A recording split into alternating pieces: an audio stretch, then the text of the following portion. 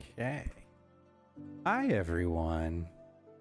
We're back with another hopefully fun and exciting episode of Vault Hunters, which I have been enjoying a lot. And it seems like you folks have too. I, as an experiment, released a video today that was just basically going through kind of, I don't know, I was going to call it a Let's Play, but I've been told that that is not the most accurate thing, and I appreciate the clarification. And so, I don't know, a stream recap of it, and it got a lot of views pretty fast. Like, at least a lot for me. Like I said, I'm not a huge streamer. I know who I am. But it got about as many as my normal videos get in approximately the space of 3 hours. So I'm very happy with that. Oh, and sounds are broken again. So let me refresh that while we're still here. Because if I don't do it now, I'll forget to do it and it won't get done later. We're a little later than we normally start today because real life interfered, unfortunately. Had to do a little bit of adulting, all kinds of fun stuff, like getting groceries. Pesky food doesn't just appear whenever I want it. That would be a heck of a superpower. Like, regardless of what you want, you open the refrigerator and it's always there. That would be amazing. I would like that superpower, please. Preferably now. Ooh, and tea. All right, so given that this has about 500,000 mods, it takes a little while to reload. So your patience is appreciated. As we're just staring here going, why have not you loaded yet? Dear Minecraft, please work. And please don't crash on me. I played around a bit with getting words, the visual mod, the really nice one, the Optifine. That's the word we're looking for, Optifine. And it does not play nicely with Vault Hunters, unfortunately. I was testing it out in a normal world, and I tested it out in a creative world, and went into a vault with the creative world. And come on, Mojang, work for me, please. I'm trying to stream here, and watching the loading screen is not the most fascinating of things. But going into the vault with Optifine turned on, it was pitch black. So a lot of the creative and interesting lighting things, they don't work with Vault Hunters, unfortunately. Oh, I wonder if we crashed. That would be very sad if we did, but it is not looking like a positive right now. This has taken a very, very long time. Come on. I'm at, okay. Phew. Here we go. Finally. That only took forever. All right. So we've done a couple of things since the last stream because I was rather inspired while I was sitting here in between streams. So we ran out of villagers, so I went through and made this really, really super simple villager breeder, which works just great. And also, we are most of the way done with our house, as well as building a bit more of the basic farms here. Just a really simple sugarcane farm and really simple melons. Just so we've got enough to do trading with villagers. And I'm really liking the house that we built so far. So let's walk over here and check it out. So this was our original like little kind of hut that we built, and I added on to it. And it's now 2 floors. So we walk in here and we have a nice little reflecting pond and a little bit of foliage to go with our bone meal machine and our little teeny crop farms, as well as all our villager trading, since we did a lot of that off camera. I've since gotten most of these folks up to max, which is really nice. So most of these villagers are to the point of where we've got almost all the enchants that we needed. And as well, I slapped a second floor on here because I was feeling motivated by the wood that we found, because I really like the texture and everything, and determined that we're gonna live inside a giant mushroom.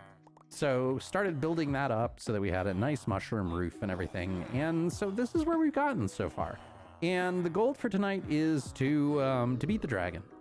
I'm a little later than normal, so I don't think we're going to be going super late tonight. This is definitely, spoiler alert, this is not going to be a 5-hour stream like the first one was. as fun as that was, and I did love doing it and actually having time where I could stream on the weekends, I don't think we're going to be able to do that super often.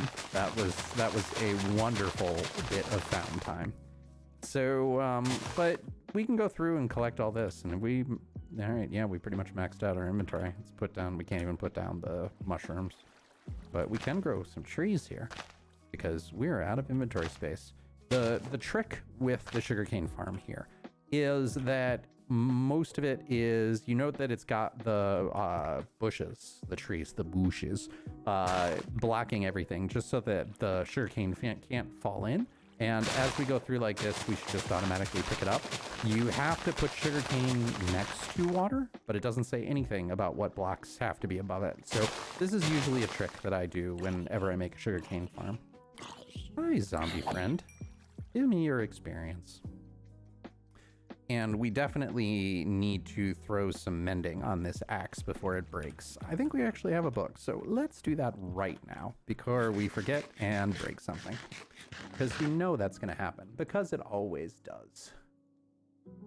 Oh, sorry, 1 second. I had to switch over. All right, cool. Okay, all right, yeah. I didn't do as much pre-stream work as I normally do because I was running really late, so just making sure everything is working appropriately. All right, cool. So let's get ourselves a mending book. I don't know if we already have one of those or if we're gonna have to buy it. But you can see in going through and doing a bunch of trading, I prepped up. One of the things I definitely noticed is I wanted to see how hard the vaults were. So I created a creative copy and put myself in a vault. And spoiler, they're really hard. I did 2 of them, and the vault boss at the end kicked my butt both times, like badly. So I think we're gonna have to get ourselves a decent amount of potions before we go in, because the biggest problem seems to be, one of the things that's changed is that the amount of health you get from golden apples is way less than it was before. So I definitely want to make sure that we are ready before we go in. I think the intent is to be that you're not necessarily going to be able to beat the boss in your first vault, where you might have to go back and forth, like exit the vault a couple of times in order to get the experience, because you do get experience if you don't complete the vault. You just have to go all the way. You go in and you leave before time is up.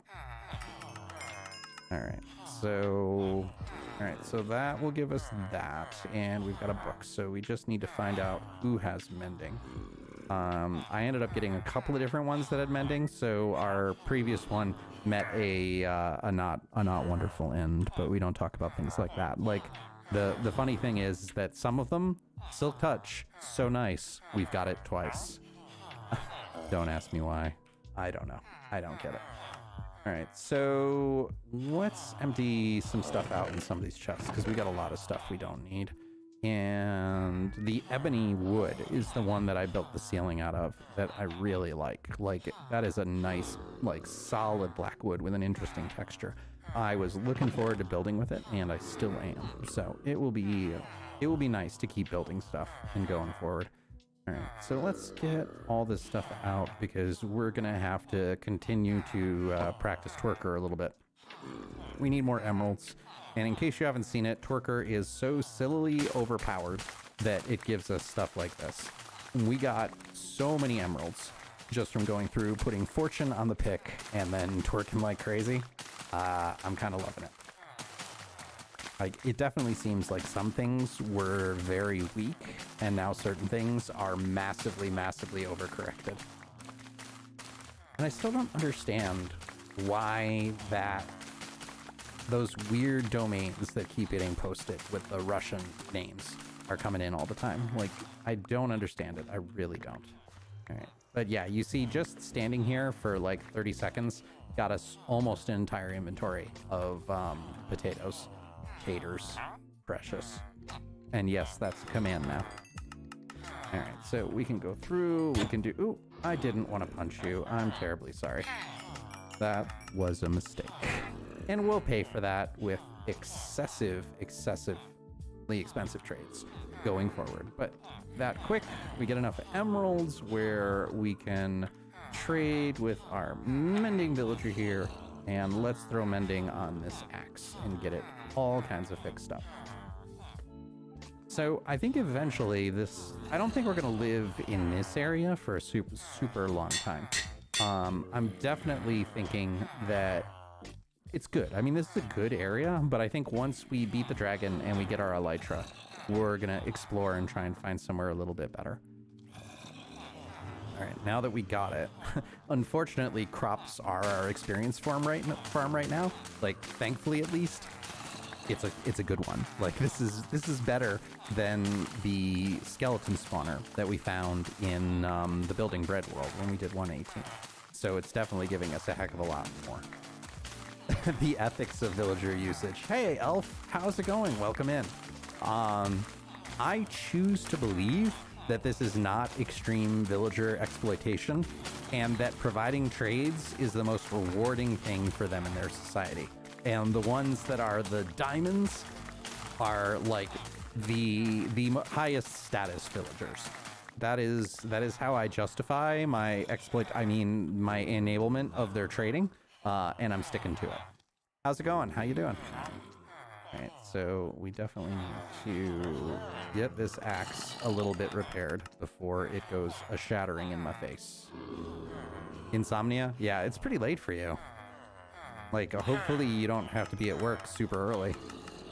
All right, so not bad, not bad. You definitely need to get a faster amount. Yeah, typically you. That is true. Like, you've always been around late.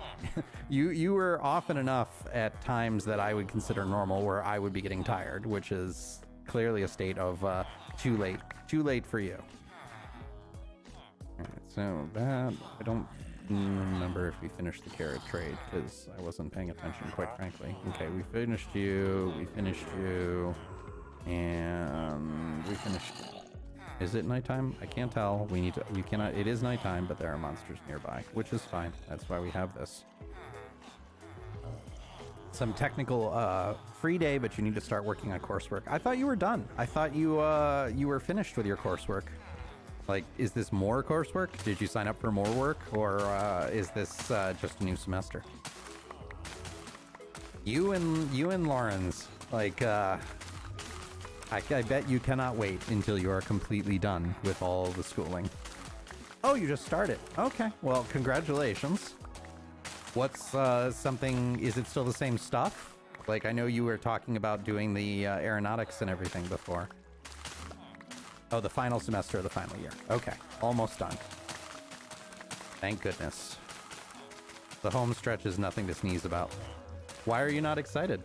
Like, because then real world comes, or I don't know. I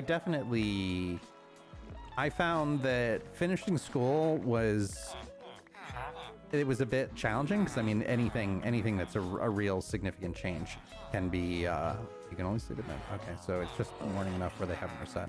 Like, the kind of change always is a little scary, but being done and getting into the real world, like, the real world is definitely very different from, like, well, you know, you got a job.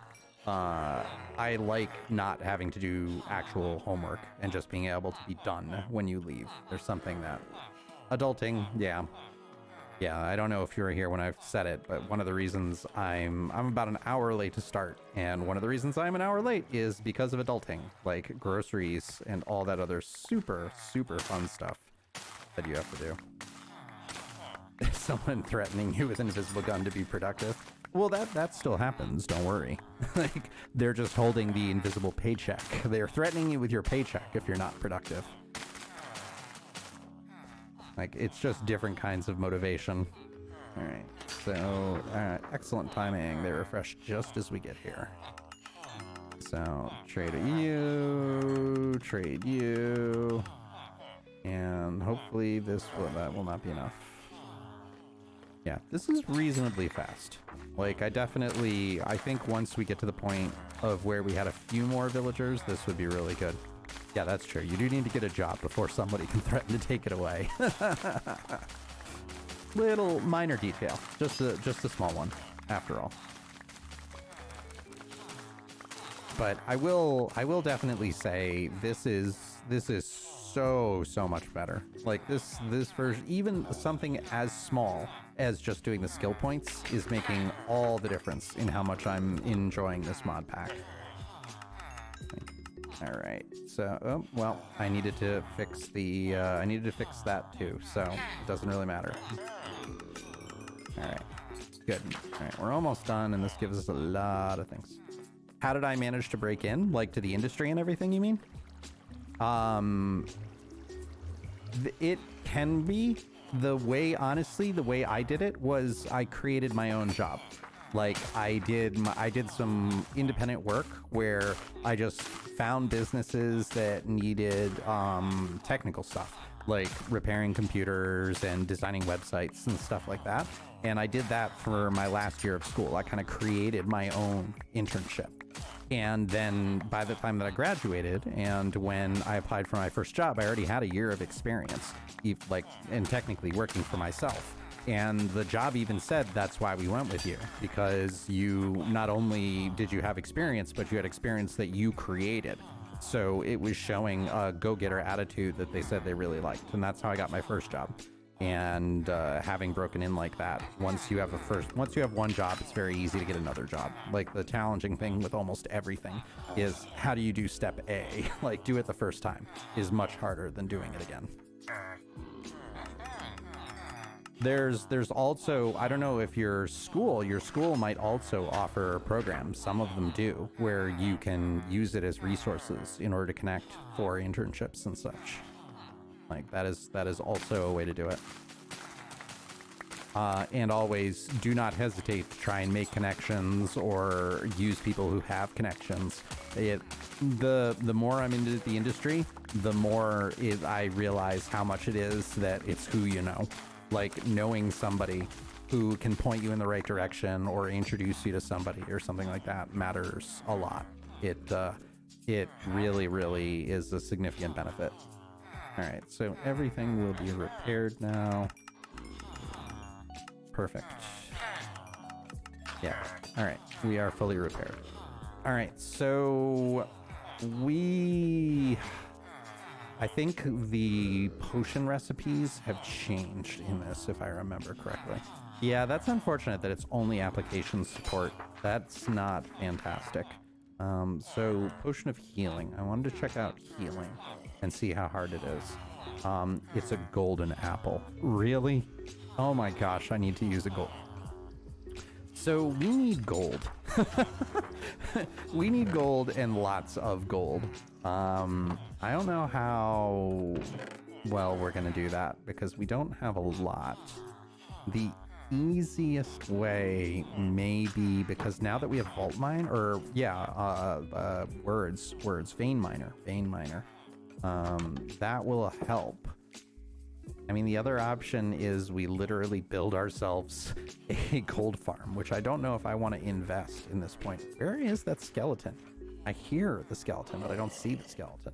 And we got a little zombie villager here that we found, so I just kept him in. All right, but gold is kind of necessary in order to do in this mod pack, because we have like 3 golden apples, and I will not be comfortable going into the vault with less than probably 16. Pipit, how's it going? Vault Hunters is definitely kind of an RPG. Like, I mean, it's definitely kind of scratching that itch for me right now. Which is one of the reasons why I was so bummed that the first version of it just didn't feel balanced at all. But now with the new one, I'm definitely enjoying it. All right, so what can we do? What is the best way to get gold? Because I mean, we can just let's do we have torches? No, let's get some torches and we'll go down and behold the power of vein mining for a minute, because I ran down and blew a pickaxe in, I think, like maybe 4 or 5 minutes, like way faster than I even would have with a beacon. It was somewhat insane, and that might be the easiest way, because I really can't think of any other way that we can get gold quickly. Yeah, so we have 3 apples and a god apple, And I'm not comfortable. I'm really not comfortable doing that until we get a minimum of 10 more. All right, but we do have this. But I mean, realistically, I don't know of any other way to get gold. I mean, we can't...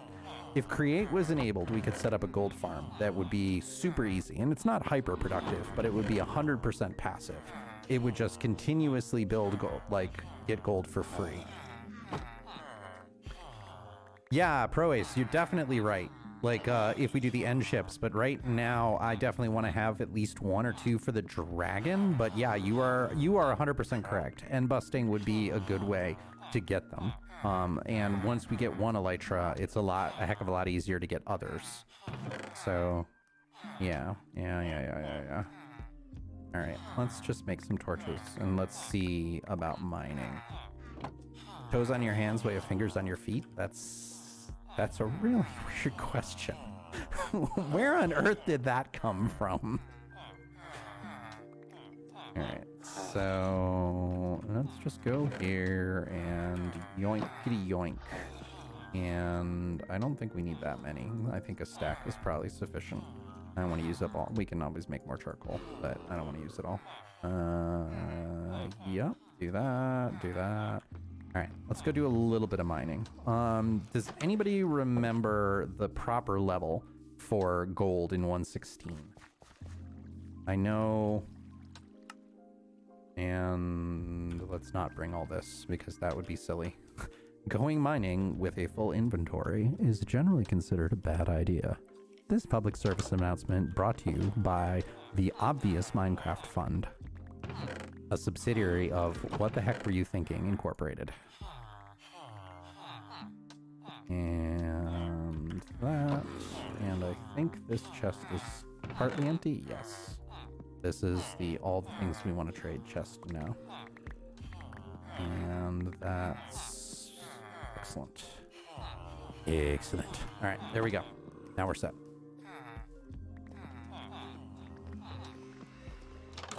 Shoes being like gloves. Yeah, I don't... That would be really weird. Like prehensile feet. Prehensile toes. I don't know if I like that. That's vaguely disturbing. All right, I'll look it up. Let's see. What is 1.16 gold mining level? Is 32. All right, so we want to go down to 32 is the ideal mining level. Gloves on feet are called socks. You're not wrong. You're not wrong. All right, so let's go this way and behold the power of vein miner. All right, copper. Copper is not what I want. I do like vein miner though. Vein miner makes me very happy. Like just, it's so nice to just be like, I'm gonna obliterate everything in front of me right now in the grand search for more gold. And that's more spelled MOAR, of course. All right. I have had a pair of socks that had the actual toes, and they were the most uncomfortable things in the world. Like, I put them on, and I immediately took them off because they felt fundamentally wrong. All right. I wonder if the distribution in this mod pack is different, because we're seeing all kinds of minerals that are not gold. And gold is the thing that I kind of want the most. The other option is that we find ourselves a Badlands. We just make pots with what we've got right now, and then we go find ourselves a Badlands, because Badlands has like 4 times the amount of gold as normal. That was the wrong key. F and G are close to each other on the keyboard. Film at 11. Yeah, I'm thinking something is wrong here, because this is a lot of not gold that we're finding. Maybe I'll need to look it up and see what the actual distribution given biomes of plenty or whatever this is Like, we couldn't find iron to save our lives the other day, and now we've got all the iron we could possibly never need. Yeah, I don't get that, but also if I put on like flip-flops, what are those for the English folk, thongs or something? Is that what they're called? Like those are really uncomfortable. I just don't like having anything in between my toes. It is not fun. Yeah, I'm thinking we're at the wrong level. The fact that what is that? Tin. That'll be handy for create, I assume. Stay on your toes. Yeah, exactly. You might have to. All right, so come on. I'll stay on my fingers so you don't have to point the toes. Yeah, that is one of the things that means very, very different things in the US. That is not the same meaning. All right, let's go down a couple of levels and see. Where are you trying to get to me? Is that why I hear skellies? I mean, I suppose we could just go down here, and open caves give you, at least there's less here we have to dig. Although it's probably very dark on stream. I was watching some of the stuff. Yeah, there's tin everywhere, but I'm not seeing any gold. Tin and iron. Vein miner is awesome. Not gonna lie. Okay. All the iron we never needed. But still no gold. I wonder if Iskall tweaked the pack. Like, because gold is so supremely valuable.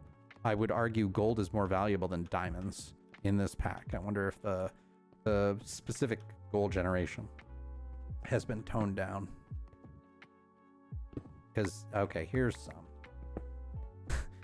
Little teeny bit of gold. Just four. 4 small pieces of gold. Not even 5 golden rings.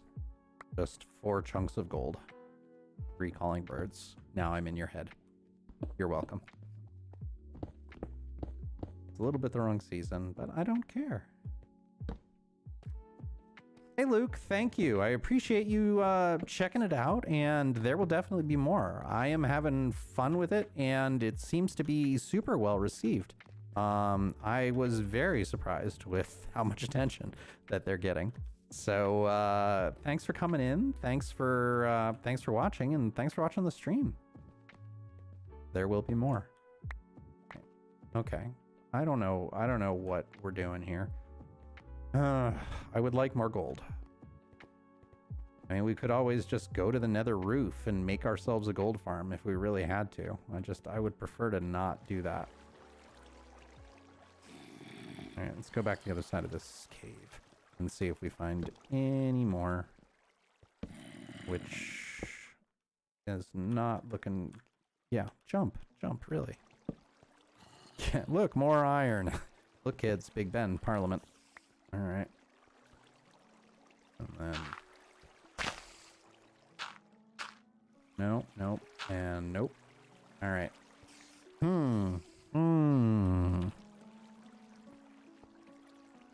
50,000 COVID cases per day? Oh my gosh. That is ridiculous. I know it's the reason, at least that I've heard, that they're not going into lockdown where I am, which is in New England, is because the Omicron variant is nowhere near as serious.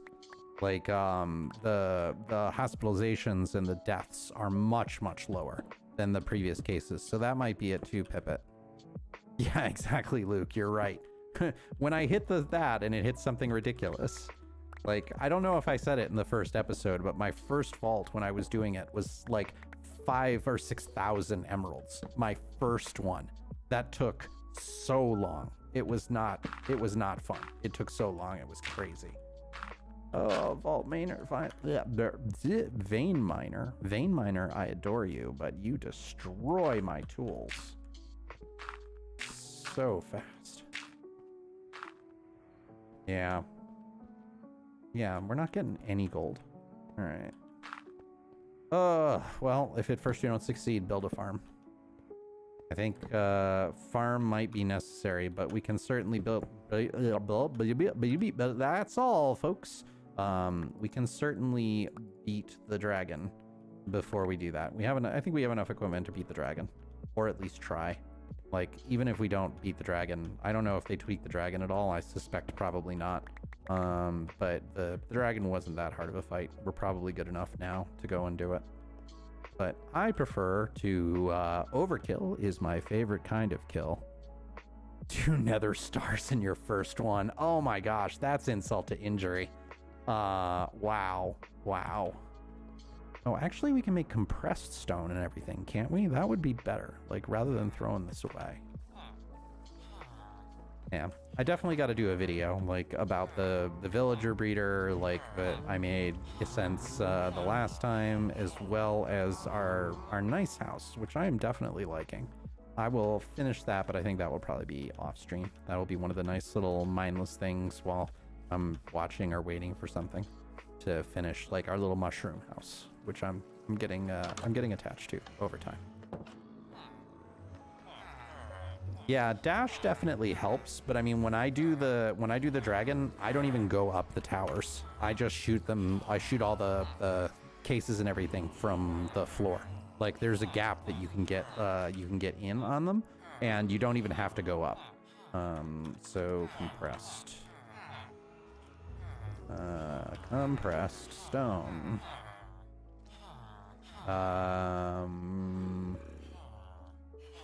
Compressed stone? Can I do this? Or does it require... No, I can... Oh, that's excellent. So how does that even look? Okay, it looks about the same. What happens if I... Okay, yeah. So it is just a standard compressed block, which is cool because that saves so much space. So much. Yeah, the MLG no miss, all crystals broken. I don't think that's gonna happen, Elf, although I do really appreciate your confidence in me. But you never know. When I beat the dragon in the building bread world, it was surprisingly easy. Like, I was expecting it to be harder, and I don't know why it wasn't. Maybe I just got a weird dragon, but it was a 2 cycle, and I don't even think I got hit. So we'll do that. We'll save the coal for eventually when we need it. We really did not get much of anything. That was not wonderful. Oh. I'm not looking forward to building a gold farm. That's not something we're gonna do on stream. The game wasn't built with gaming veterans.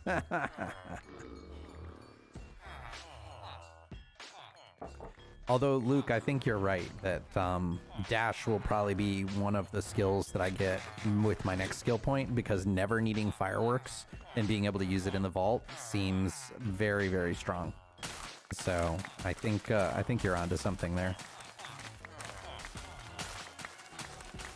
All right.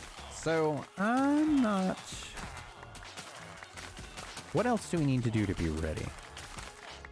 Yeah, exactly. Yeah, the armor is paper. Like, I was really surprised at how bad the armor is. Like, this is the equivalent of like 2 pieces of iron armor right now that I've got on, and it's full enchanted diamond. Like, I experienced the exact same thing. We had angry Enderman in the Nether coming after us, and he just beat us to a bloody pulp. Yeah, Dragon's Breath, not even paper, like paper mache armor. What is weaker than paper? Like, you don't even have armor, you just have like a piece of tape that's stuck on your forehead, and that is the entirety of the armor that you have going in. It makes me wonder if there's another way to like cheese it. Like, I don't know. Although this definitely makes you want to do the speedrun technique, because a lot of the speedrunners kill the dragon with little to no armor. Yeah, I have a bow that has infinity on it, so I have all of the ones that I need. Blocks for bridging is 100% correct. We will need that. I would like at least a slow falling potion just in case we get hyper punted, because I've been knocked off more than enough. I took a point in speed, so that will definitely help get out of the way of everything for the fight. What is slow fall? Is that a rabbit's foot? Slow fall. No. Slow falling. No, regular potion of slow falling. Phantom membrane. Oh, why is it always phantom membranes? I don't think I've killed any of those yet. And I cannot wait to make the storage. Like, Maggie Dog keeps describing these like amazing storage things that we get from Energistics, and I'm so looking forward to it. All right, we got enough cobble here. That's plenty for bridging. More than enough. But still, I don't think any phantom membranes. I would really like that. So I think we just won't sleep for a couple of days. Can't sleep. Clown will eat me. All right, so let's do a little bit of mining in order to try and continue the gold. Or we can do some mushroom harvesting and build up. Let's do a little building. I'm kind of in a building mood.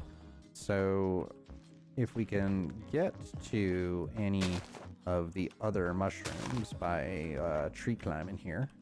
Yep, we can just do right here. And then the nice thing is this is all free real estate. We'll just take all of that. Oh my gosh, do I love Vein Miner because it works on everything and it just makes collecting everything so fast.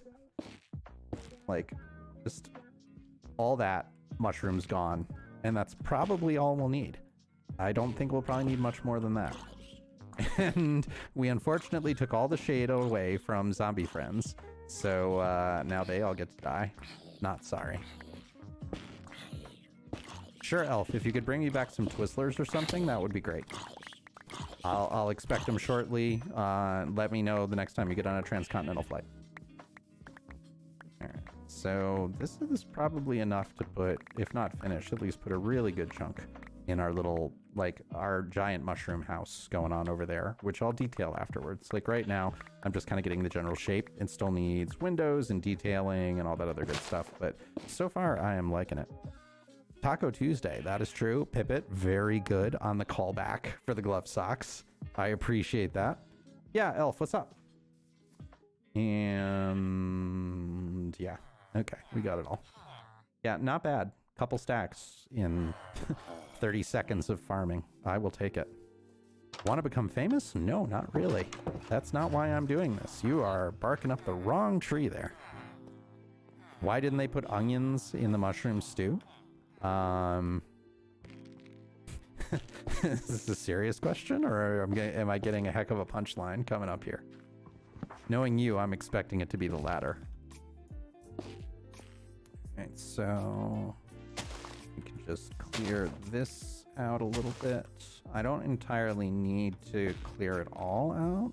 There wasn't mushroom left. Very good. Excellent addition to Bad Joke Stream, which is, spoiler alert, Bad Joke Stream is every stream. So bring it. Bring in the jokes. I like it. Please continue. Enjoy your trip to the store. All right. So we don't have to completely fill it in. I kind of like the thought of having the mushroom and the tree kind of growing in together. Yeah.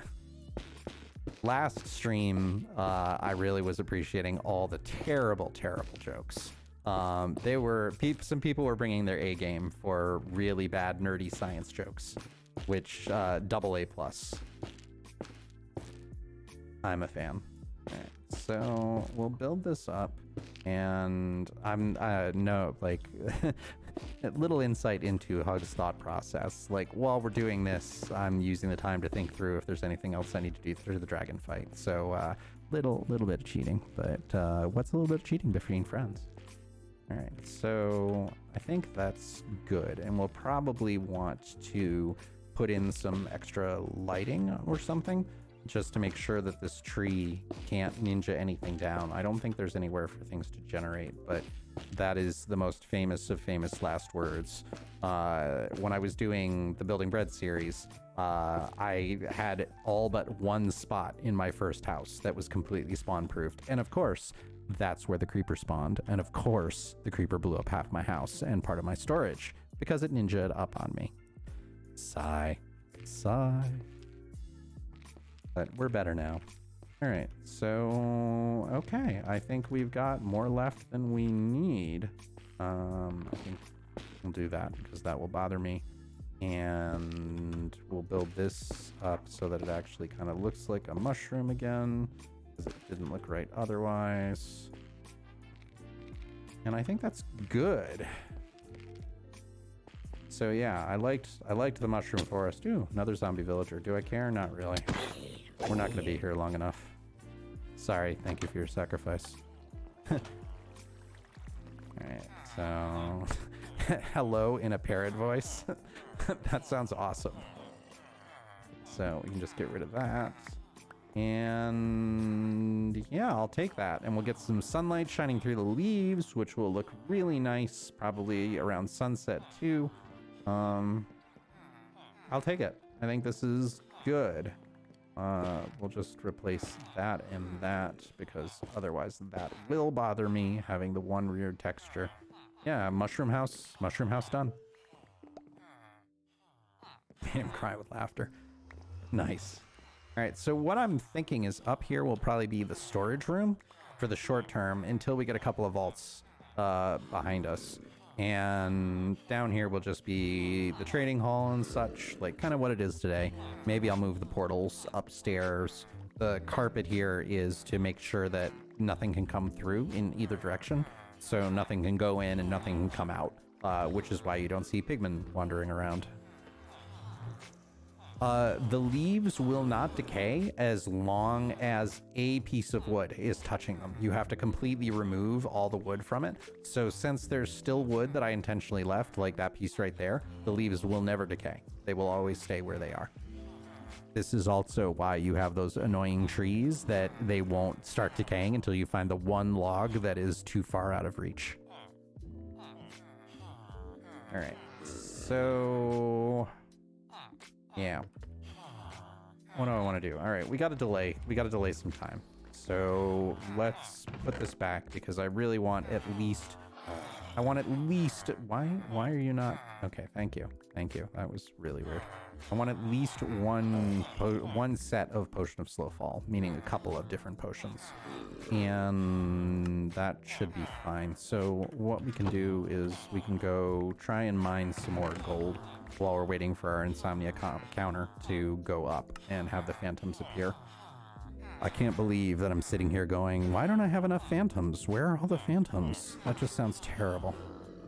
Yeah, Pipit, that is a trick I use all the time. Like, a lot of the times whenever I want foliage, I'll actually grow a tree and then knock out all but one piece of wood so that it doesn't disappear. But it works. It's also not that hard to just place it.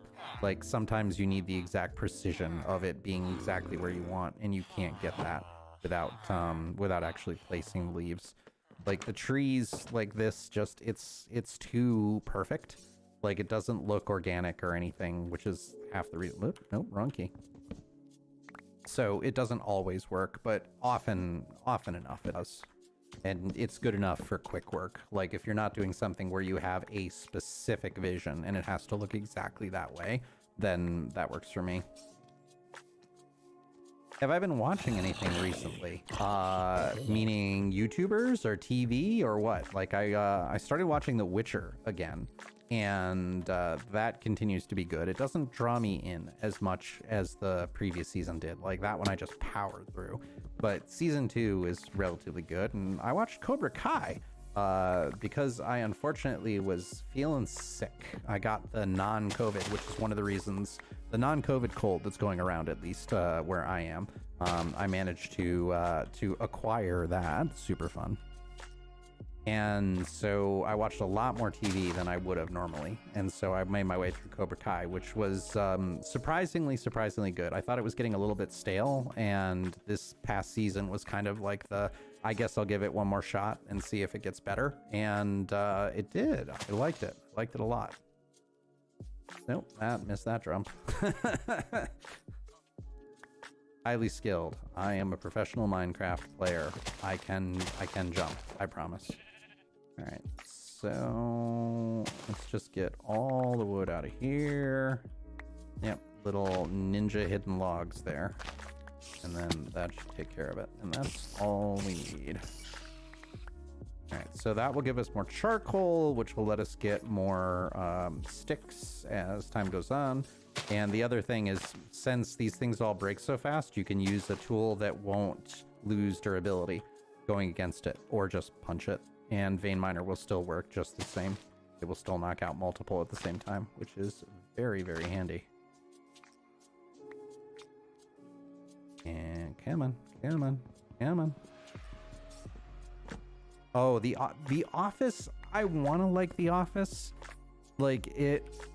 I know so many people who love The Office, but for whatever reason, that style of cringe humor, like the whole thing of why Michael Scott is so funny, is like the whole cringe effect. And I just can't find that funny. Like I want to, but I can't. It's a shame, because I mean, he's super, that cast is crazy talented, and it is an incredibly popular show, and that many people can't be wrong. But I can't. I see somebody acting that way where it's like cringe-worthy on TV, and it makes me feel bad. It doesn't make me laugh. It makes me feel actively bad about what they're experiencing. All right. But yeah, comedies are a little bit in short supply right now. Like I can't really think of any that I'm watching that are really good. Like I don't know if there's any other suggestions that folks are watching that have been scratching that itch, especially in the time of COVID. I would like to laugh more. Laughing more would be wonderful. All right, let's go back down here. We've got a bit of a mine that we've been working on where I've just been obliterating everything in the area, as you can kind of see. So I suppose we could just continue that over here and just go like 2 over and start working our way back down. Kind of just mine it all out. We don't have the control with Vein Miner that we do when we would normally just go through and branch mine back and forth. But I think by pure convenience, I will accept that minor inconvenience that we could just do this and clear everything. Yeah, I honestly don't know. I'm the wrong person to talk to the office about. But like seriously, I have friends that love it. Like rewatch it every couple of years, start to finish. So, I mean, there's no way that people would put in that much time if it wasn't very, very good.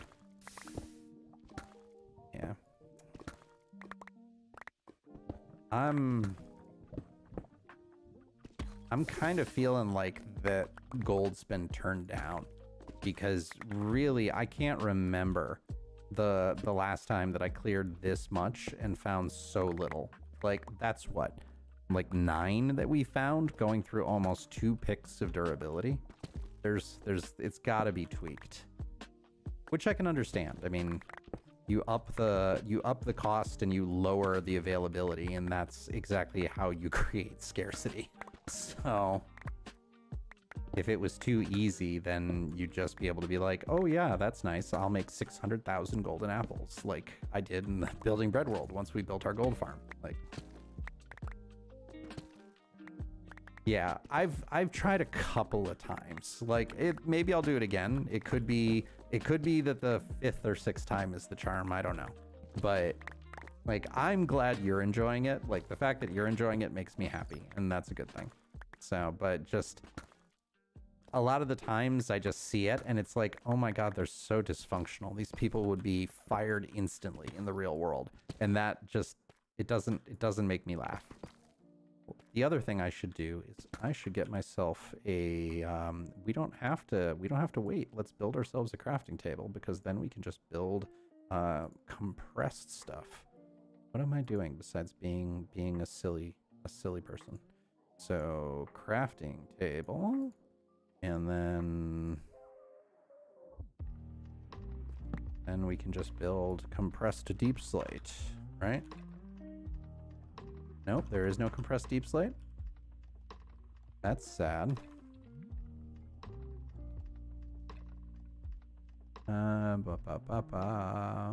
Nope, I guess that's not compressible. All right, well, good to know. At least that won't show up in a vault altar for 700,000 compressed, because you know that's gonna happen. All right, I'm not feeling positive about this. Okay, at least there's more. I'm really missing the mega veins right now in 118. Finding a mega vein of gold would be mwah, chef's kiss.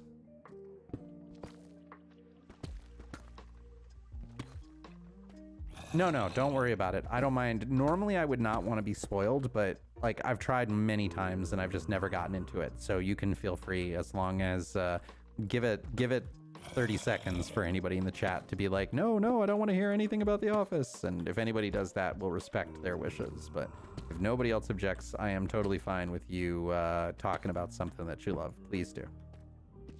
And yeah, I'm pretty sure that I found about as much diamond as I have gold at this point. Because, like, we could very easily build a gold farm. Like, a gold farm is not hard to make. And we could even take, like, Ilmango's, one of Ilmango's designs, and make a really efficient one. Where you actively kill them, and then that... Hey, I will take that, though. Vault rock. How many did we get? Nope. 3 vault rocks. Excellent. That is as good as it gets. So that is a win right there. I will 100% take that. So for anybody who hasn't played the pack before, every single time that you want to generate a vault, you need to use a vault rock on the vault altar. That is what tells you exactly what you need to sacrifice to it in order to like fully prime and create the crystal. So the vault rocks are considerably more rare than diamonds or pretty much anything. That I think is only the third one that I found in all of the mass destruction down here. And you can find vault rocks between 11 and 5 Y level. So like you just look back at the utter carnage of what we've been doing, and that should tell you about how rare they are. But that was a good find. So even though gold is not our friend, vault rocks were, and I will take that win. That is just really neat. Dimensional shard ore. Oh geez, that's got to be applied energetics or something. I am very excited to unlock all of these different types and see what we get out of it in order to build the world and build farms and get further in the vaults. Like, I'm definitely excited, much more so than I was about the other version. Hey, diamondes. More diamondes. All right, so we can just get rid of the deep slate. 4 diamondes.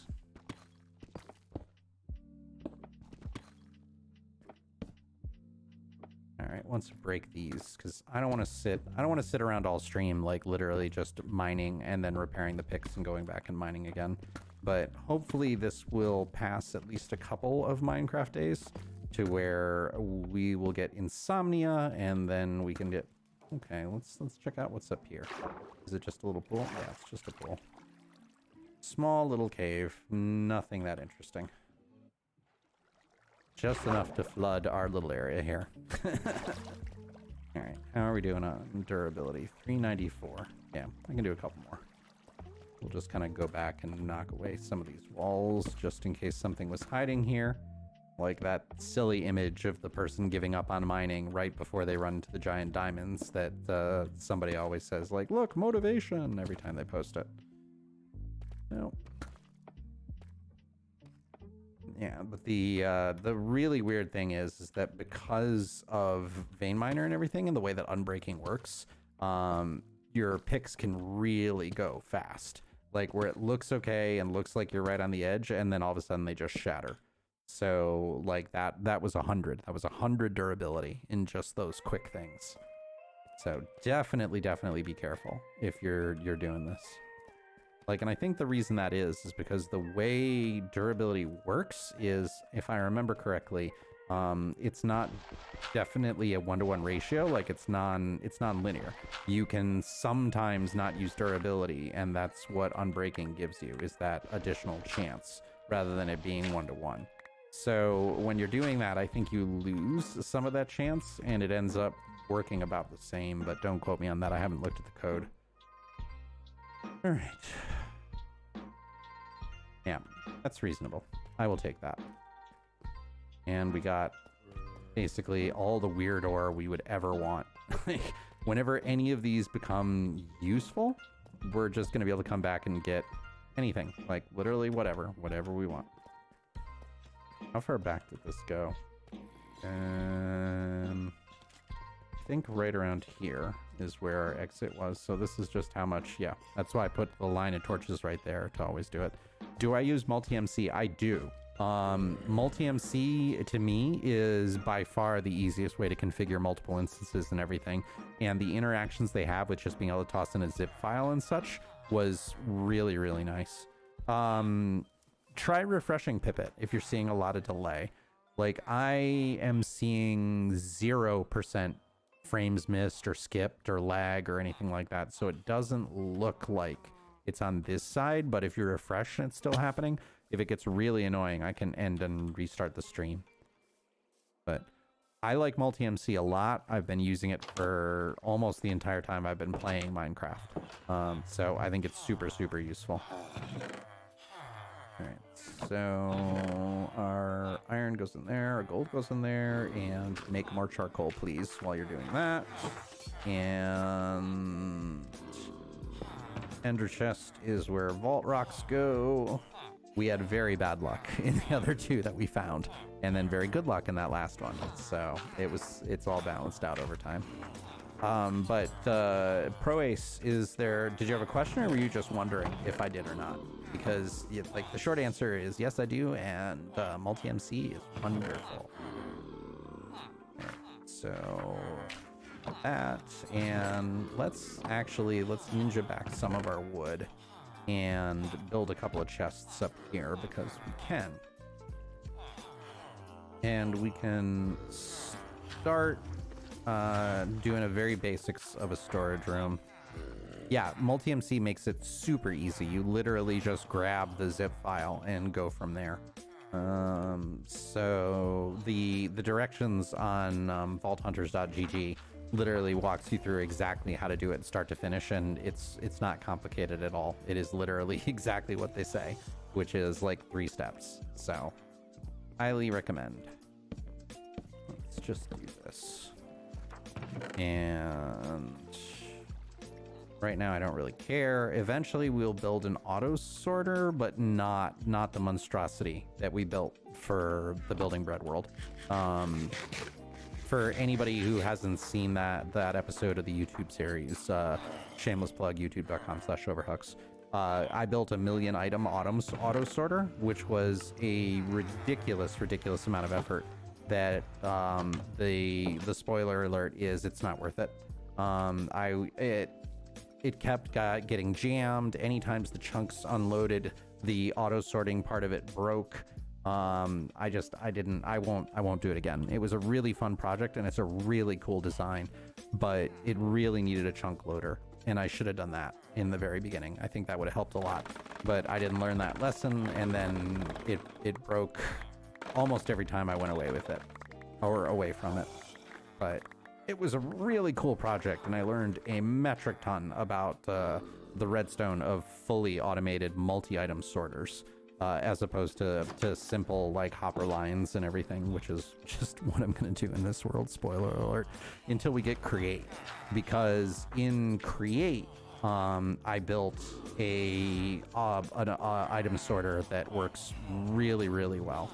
and that is a super easy build, and you can make it super, super efficient too. All right. Do I care about torches? No, I don't. All right. So we're gonna have to find our way back through the nether. We had a very long stream when I found the Ender Fortress, the stronghold, and I was starving by the time we did it. So all I was doing was focusing on getting back. So I think we're gonna have to go through the nether and make a bit of a portal or a bit of a path in order to get to and fro, just in case, before we're worried about beating the dragon. All right, that'll give me more than enough blocks. Dorito. That is a Dorito. No lie. Now I want a Dorito. Tell Elf when he's at the store to bring me Doritos too, please. All right, so... No. All right, I apologize. We're gonna have to do a couple of rounds of fixing picks because I don't feel comfortable going in with these broken picks where we'll probably have to carve some additional stuff. We built a semi-protected area to get to and fro the stronghold, but it's not as good of a nether hub as I would like, where it would normally be protected and you can run back and forth. Pippet, and I really want that Dorito to spin around now for some reason. Ugh. Where's your brain, Hugs? Where is your brain? Do not try and fill up your inventory when you just filled up your inventory. It doesn't work that way. That is a bad decision. That's what we call a bad call. TM. That just sounds like a terrible ad campaign. That's a bad call. Makes me feel like it should be a snack food ad for the Super Bowl or something. Bad call chips. The only bad call you want on the field is bad call chips. I did not see the paragraph. No, it didn't come through on this end either. That's really weird. Like, sometimes Twitch won't accept super long things. It just auto mods them, figuring that you're spamming, even though it's not like repetitive text or anything. I've seen that happen a couple of times. The auto mod utilities on Twitch really aren't super, super good, which is unfortunate. Like, Twitch makes a lot of money. I think they could afford to put a couple of developers on that, but I'm not running it, so I can't really say anything about how that should work. Come on. And that bug keeps happening, and I don't know why. Like the trades, it won't let you do the hyper fast trade refreshes. Alright, so come over here. And once we beat the dragon, we're gonna have to either build an ender or see about other ways that we can do very fast experience farms.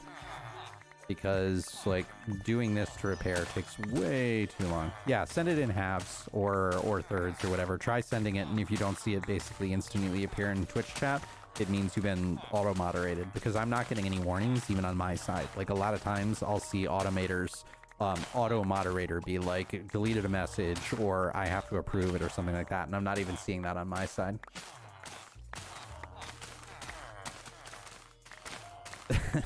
It sold all the office supplies for himself. Yeah. Okay. I'm aware of the characters, most of them, but I mean, I've only watched like maybe 3 episodes of The Office. Like, I watched 2 in the early season, and then a friend of mine was like, you need to watch this 1 episode, and then you will love The Office forever. And I watched the 1 episode, and I did not love The Office forever. So that's about the extent of my interaction with it. Alright, so that should give us more than enough. Let's make sure we're on the right thing, because we don't want to try and repair something that doesn't need repairing. That would be a waste of experience. And we're going to have all the dragon experience anyway. Once we beat the dragon, that will be like 60 some odd levels.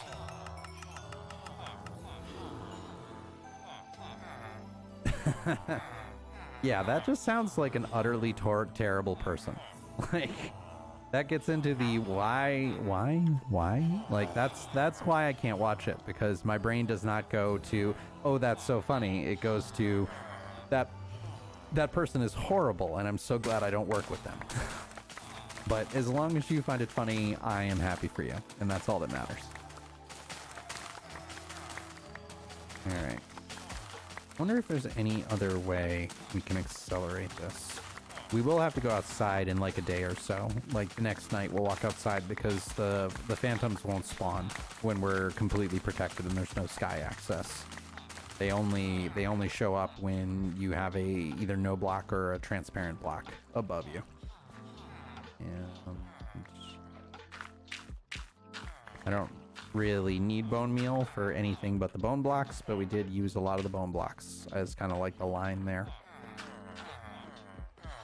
I like building with bone blocks. They're just, I wish the texture was more universal than it is. Like the fact that you can only get it in one section and the rest of it is just that very blank, almost like boring white. Like if it was the whole like that around all four sides, I think I'd probably build with it more. Like that texture is just more interesting. And unfortunately, where I put the floor, I broke the chest to the bone meal machine, but we'll relocate that somewhere else later. And I love that the lanterns swing in this mod pack. Like that just makes me ridiculously happy. Like just yay, swinging lanterns. Okay. It's got to be night, right? Because they're not restocking trades. So let's go out in the open and see if we get unhappy phantom noises. That would actually be a very good thing right now.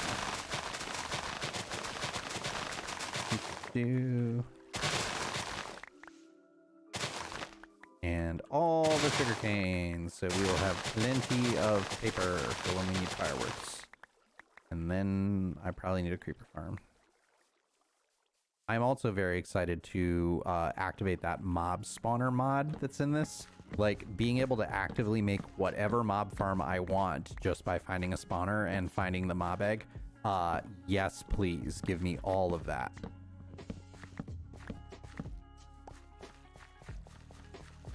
So I'm guessing our insomnia counter is not up high enough because phantoms are not coming to pay us a visit. Yeah, Dwight is, most of the people that I know that watch The Office, like they either like Jim or they like Dwight. And it's really interesting to see who is the one that prefers who. Do we have enough? I think there's enough villagers there for now. I mean, we could bucket a couple of them. You have nice boots. Do you want to drop them? No, unfun. Yeah, I love the Easy Villagers mod, just being able to go yoink and just be like, look, I have a villager in the palm of my hand. Like, I can have a villager in each hand. We can swap them. Yay! Like, there's something about that that just makes me very happy. And because villagers are so unpleasant otherwise, they are the worst. They're the absolute worst. All right. So we got to kill at least another day, which is 15 minutes. Right? Yeah, halfway through the day. Or the night, more appropriately. So what else could we do? We could go out to the ocean here, and that's the village that we found. We could go out to the ocean and look for drowned monuments, because any of the drowned monuments will have gold in them. So, and I also don't know, yeah, we explored that one. I remember exploring that one, because the other places are like the ruined portals will always have gold, at least one gold block. And if we found a guardian temple, what is that? I don't know what that is, but that looks funky. If we found a guardian temple and we just made ourselves a potion of invisibility, we could go conquer that, and that would give us enough to make, unfortunately, one and only one golden apple. That is, oh, that makes me so sad. Oh, I really don't want to build a gold farm this early in the game, but it's really feeling like it's going to be the best bang for the buck, the best time for the money. Or the best money for the time, I suppose would be the more accurate answer. But I don't wanna. Right. Emerald block. You can make compressed blocks of oh my gosh. That's not a good sign when you can make 9 compressed blocks of emeralds. I think I'm kind of terrified that we need to be able to keep that many emeralds. And that's why. Oh, that's that just feels like one of those things. Like, yeah, you might think it's nice right now, but then when you have to make use of it and you have to actively collect 60 kajillion million billion emeralds, you're not going to be as happy, are you? Okay, yeah, let's make a boat. We can at least go and check out some of that stuff. And just kind of pare that down and go make it a boat. And it'll at least give us a bit more map exploration too. Grab a boat, grab a bed, and we'll go.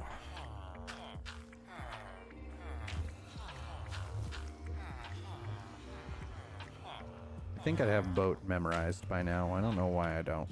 So, yoink. All right, let's go explore. I don't know why I'm bringing a bed, because that just increases the likelihood that I will mistakenly click on the bed and be like, oh, well, that's 3 more days that we need to wait for phantoms, and that would be horrible. Horrible, horrible, horrible. All right, so straight line over here and go to the ocean.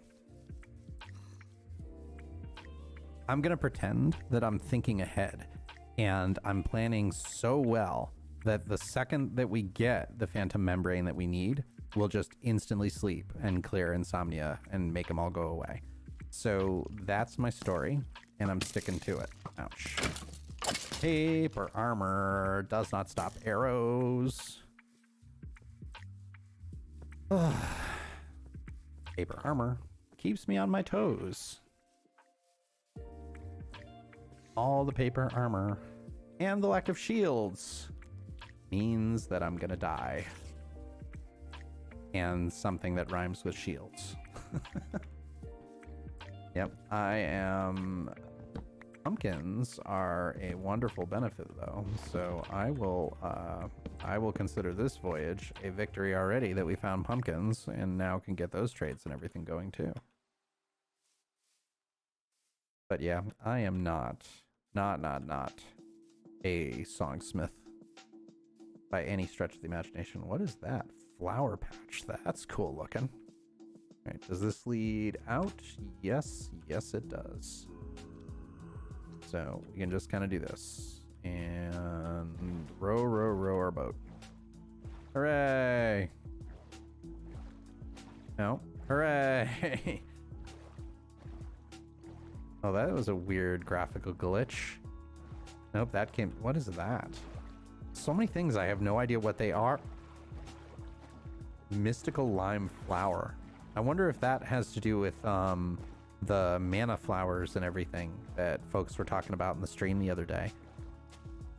Like, so many fun mods. Oh, and I love the fact that it is not like FTB, where it's just like, here is everything in the world. Good luck learning them all at once. Like, you actually are introduced to them slow enough to where you get a chance to really learn it. And I'm actually looking forward to doing like a how-to and kind of combining the two series that I've been doing, where it's like a mod walkthrough and Vault Hunters, and kind of explain like how you would use it and why and what it's good for. And I'm really excited about Create. Like, I love the fact that Create is in here as a mod pack, because I built so many fun farms with Create, and I was kind of lamenting that I wasn't gonna get to use them as much because I was too excited about building the 118 stuff, and now this came along, so that works out well. Projectile protection. Yeah, projectile protection is literally just like arrows. Like, that's all it's really good for. Because all the other things that you would think of that are projectiles, like guardian beams or dragon breath or anything like that, they're technically magic, so they don't count as projectile protection. It is pretty much useless. Yeah, Bane of Arthropods, the only time that I've ever found a real use for that is for spider spawn, or spider spawners. Like, if you're building a spider farm, then it becomes useful, but that is the only time, because When I built my cave spider spawner episode, as part of the testing that I did, realized that a sharpness 5 sweeping edge will not one-hit everything, but a Bane of Arthropods sweeping edge sword will. It will one-hit all the spiders that are in front of you and kill them instantly. So if you want to be really efficient, that is the best way to do it.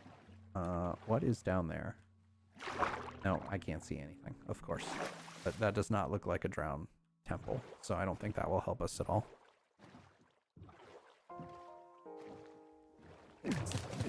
Yeah, whoa, whoa, whoa! If this boat's a rockin', you're about to die. Yes, that is what we want. Do I have... I do have Aqua Affinity. Okay. I don't have Respiration, so that's weird. So I'm guessing this is due to... Yeah, this is probably an example again of generation order. So the entire seafloor generated, which is why all the kelp is here. And then the Drowned Temple came in on the second pass of generation and broke all the kelp, which is why it's now showing up here on the surface. So kind of an interesting little artifact about the way that it functions. All right, let's see how bad it is going down here and how fast do I lose? Whoa! Oh no, no, no, no, no, no, no, no, no, we're not doing that in paper. You broke my boat. I don't believe you broke my boat. I am so dead. I am so gonna die. Dodge, evade, and get out. Like, I am not fighting tridents in paper armor. Yeah, no, you guys keep trying to kill each other. I'm just gonna come here and hope that the boat is in my inventory as soon as I get out of your way, and I'm kind of hoping for a dolphin. We're just gonna keep dodging and going up and down the XY so they are, or the Y-axis, so they can't lock onto us until we get out of range. All right, we're out of range. Thank goodness, boat is in my inventory. That's a world of nope. Okay, so remember that plan? Oh, but there's a shipwreck up here. This I will look in. But yeah, that abandon hope, all ye who enter here. Paper armor plus multiple drowned with trident equals dead and skewered hugs. It's a hugs kebab is basically what that was. So nope. Yeah, that's true. Maybe there is. I think somebody listened to exactly what you were saying and they said, oh yeah, I want to correct you on that. Oh, well done, Pipit. Love it. That is hilarious. All right, so I don't know what any of that is, but I'll take it. What is a globe for? I have no idea what I would use a globe for. All right, so that's 2. Is this a boat that has 3 chests? That is a rare spawn, but it is not. Nope, just kidding. Unless we go in here, which we can stand at the door, and yes. 3 chest. A 3 chest boat is rare. All right, let's see. Let's see if we can get the treasure, because we can definitely use the Heart of the Sea, because Heart of the Sea is a rare item, and we want to go southish, so it's over here. And the vaults always generate with 1 rare / treasure item that you either have to make or find, and Heart of the Sea is definitely one that can be done. So we want to go west, which is this way, right?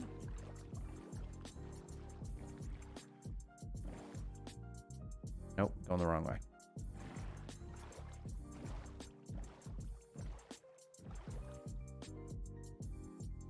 Southwest.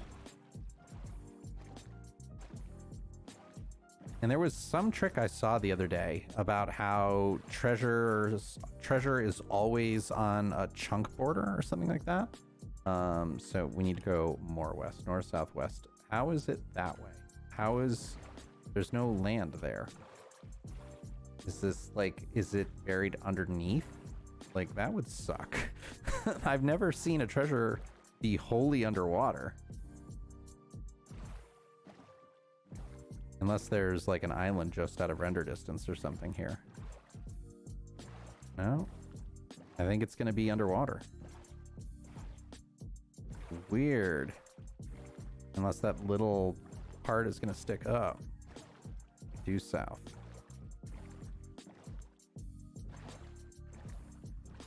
Yeah, that's, it's looking... Yeah, it'll be right there. That little bit of land that's barely there.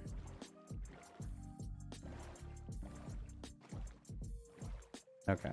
Yeah, there was something about you go exactly to where the X is, and then do F3 and G, and then go on the chunk border, and it's like supposed to be like right here or something.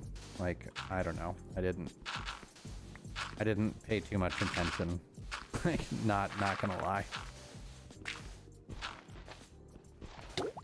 Yeah, I know. Breathing is important. Alright, so it should be like right here, maybe. The only thing I know is if you've hit stone, you've gone too far. It's always something that is... Why am I not using chunk miner? Why am I doing this the old-fashioned way when I can literally annihilate the entire world?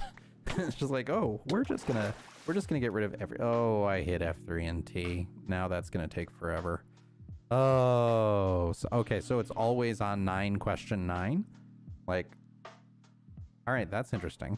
The thing I'm worried about here is that the mods, because they're so slow to load, that I'm going to be considered underwater for a very long period of time, and we're going to come back and just be dead because we drowned. I did not mean to hit F3 and T. I meant to hit F3 and G, and fat fingered that a little bit. So I guess we'll see. This took like 2 minutes last time. I don't know if there's any way to optimize this, because I mean, if you're reloading the packs, it has to go through and re-index all the mods and everything, unfortunately. Oh, the chunk coordinates. Got it. Okay, that makes a lot more sense. Thanks. That's helpful. All right, so I'd like to welcome you to Talking with Hugs, where today we're going to be discussing classic logos in the color scheme of red and white. Previously on our show, we talked about the candy cane and its design and its contribution to red and white color schemes throughout history. The candy cane being clearly the most successful candy that has ever existed. But today we want to talk about the Mojang logo. Most people call this the Mojang logo, but the correct pronunciation is Mojang, as they pronounce it themselves. And this logo was redesigned in 2021 as part of the 118 launch, as for coming from Microsoft Studios. I am running out of things to say right now, because there's only so much you can talk about whenever you're discussing a static, boring logo. This has been Red and White Logos with Hugs. But we're not dead, so I will take that as a huge victory. All right. Hey! That is reasonable. I will take all of that and enjoy it. All right. So minor success. I don't want to have to to find one block of gold. I don't want to have to find a ship every single time, but and goodbye. You're now useless. Okay. I don't know what the globe is, but I'm going to put that in our house because that looks cool. All right, let's go back. Let's head back because the lesson we definitely learned was that drowned... Okay, I will check and see where it was.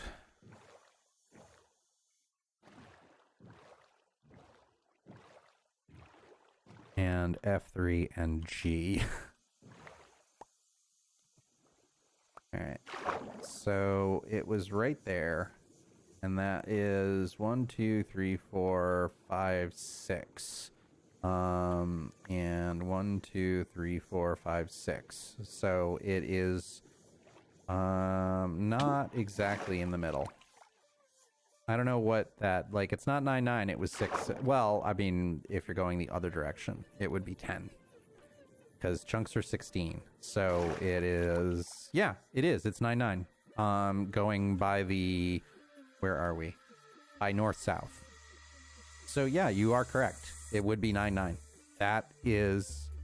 Don't hit T. Don't hit T. That, I learned something new today. Thank you for teaching me that. That will definitely speed up the next time that I find a treasure chest. Like, just go directly to 9 and 9, and there you go. Oh yes, I see the chunk thing right under the block. I actually had never noticed that before.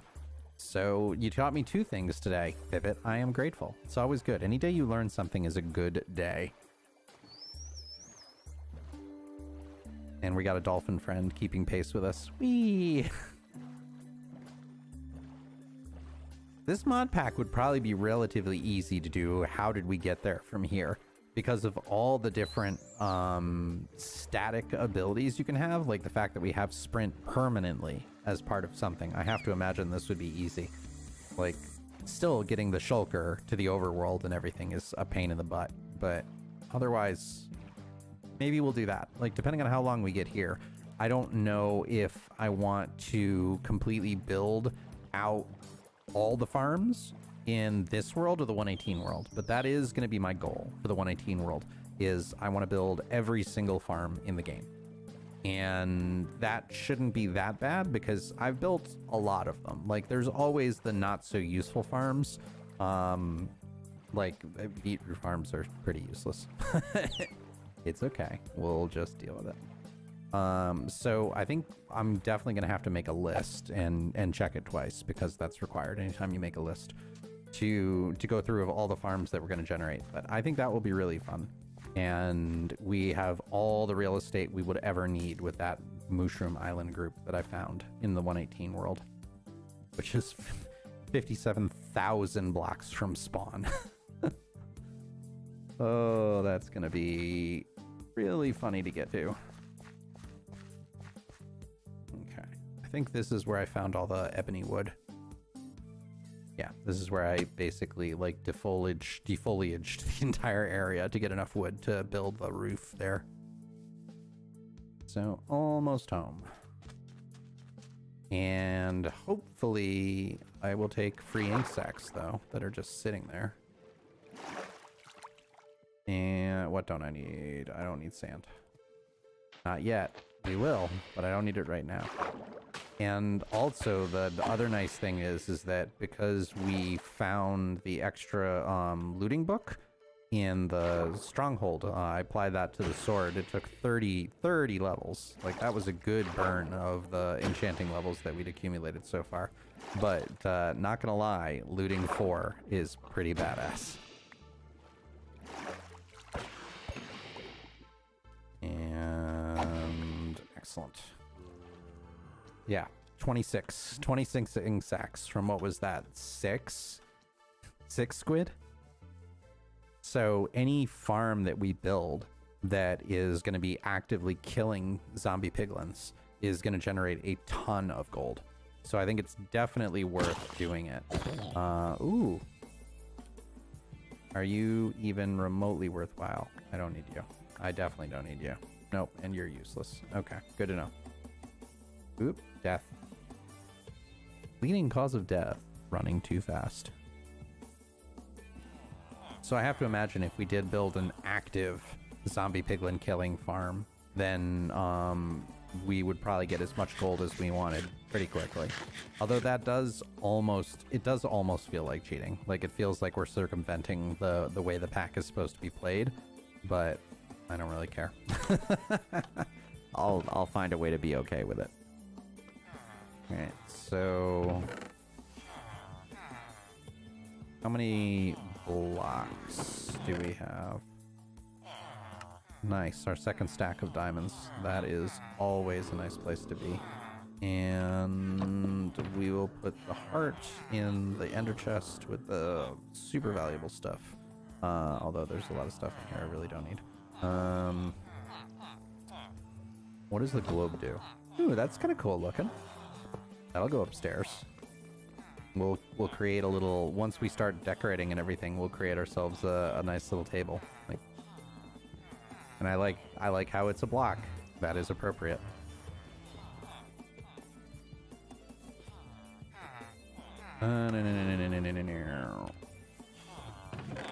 What else don't I care about? Iron goes in there. And let's build the gold blocks. Because this is going to be depressing. Yeah. So we can't even make a single apple. Oh no, we can make one. We can make one golden apple because in this pack they take blocks, not individuals. Have I played Skyblock? I haven't played Skyblock in a long... It's good to know if it is Jerry. Like, that would be a reason to go back on. Like, the last time that Jerry was mayor was I loved having all the perks. So, I appreciate the heads up. I got pretty far. Like, I got to the point of where I was making something like a million a day from all of the farms and everything because I've got many maxed out snow minions. At this point, like I probably go back and I'll probably make something like 7 or 8 million just from having been AFK forever. Yeah, you go there and you go there, and I need an organization strategy because I don't have one. All right, so it's now night. Let's walk outside and see if we spawn any loud screamy boy. The sock gloves. Yeah. Where are the sock gloves? Made bacon. Push button. Receive bacon. That is a very rare spawn. A baby zombie villager chicken jockey. That is not something you see every day. I wonder... I do have a name tag. We could theoretically save him. I left my ender chest in there, so come follow me. Come here. I want to make your new home. We're gonna try and preserve you. And don't go too far away. Come on, hurry up. I know you can't fall. That's the advantage of chicken jockey. I just capture you in here for... Oh, what did you do? Don't suffocate yourself. That is... Okay. Yo.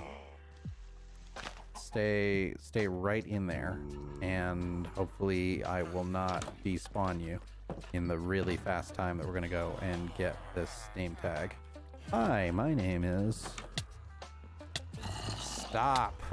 Stop it. Stop it. Stop it. Stop it. Okay. Oh, no. He just got out. All right. Come back. You're annoying me. All right. Come over here. Get in your hole. Get in your home. You want to go in your home. Yep. Now come over here. Yep. And now you're stuck forever and ever. All right. Come here, jockey boy. I don't want zombie boy. That is... Come on, we gotta be careful. Alright, beautiful. Come here, you're mine, forever and ever. Alright, so... We can just do that. And come over here and do that. And now you are just... No. That's right, you're an idiot. I forgot. Okay. There we go.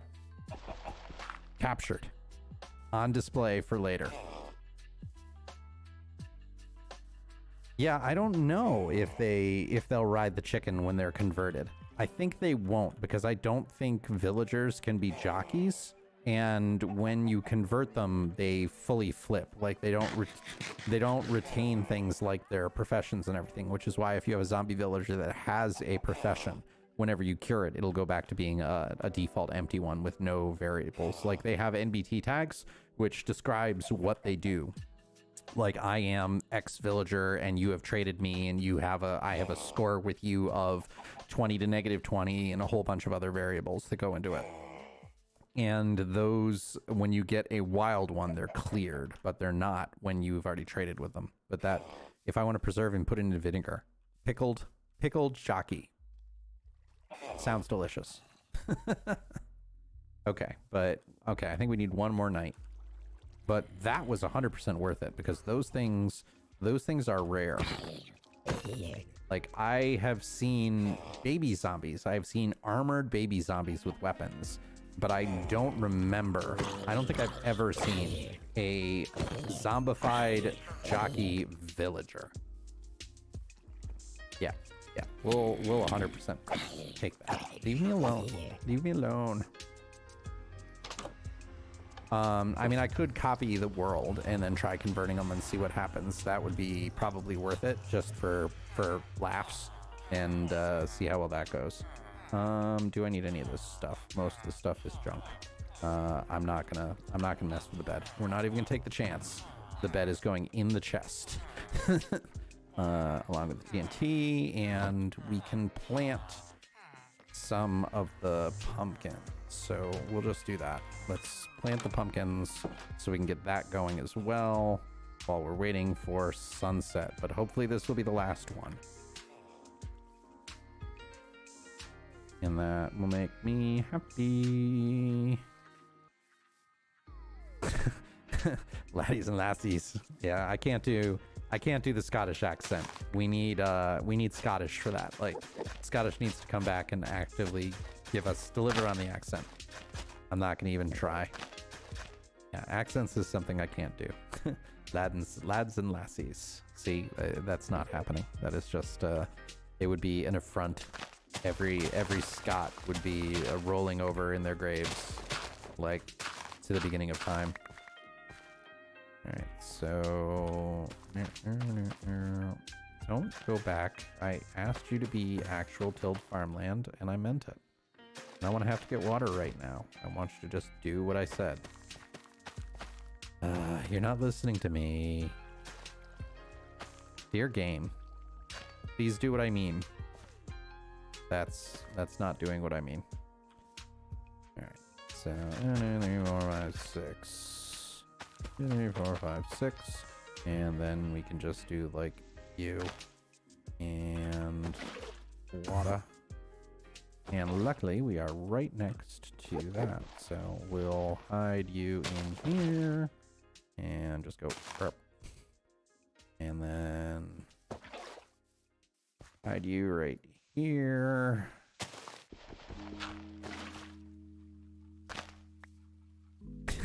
Tea with the koalas. It's a cuppa. If you're gonna do that, it's not just tea, it's a cuppa. Alright, so that will give us unfortunately I can't twerk these until I get the higher level, which will be hilarious.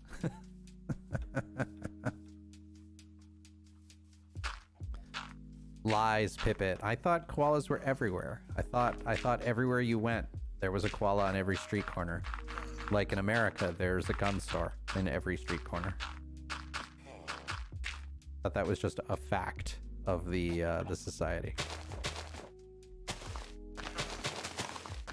I went to Dallas before COVID closed the world and saw a drive-through gun store.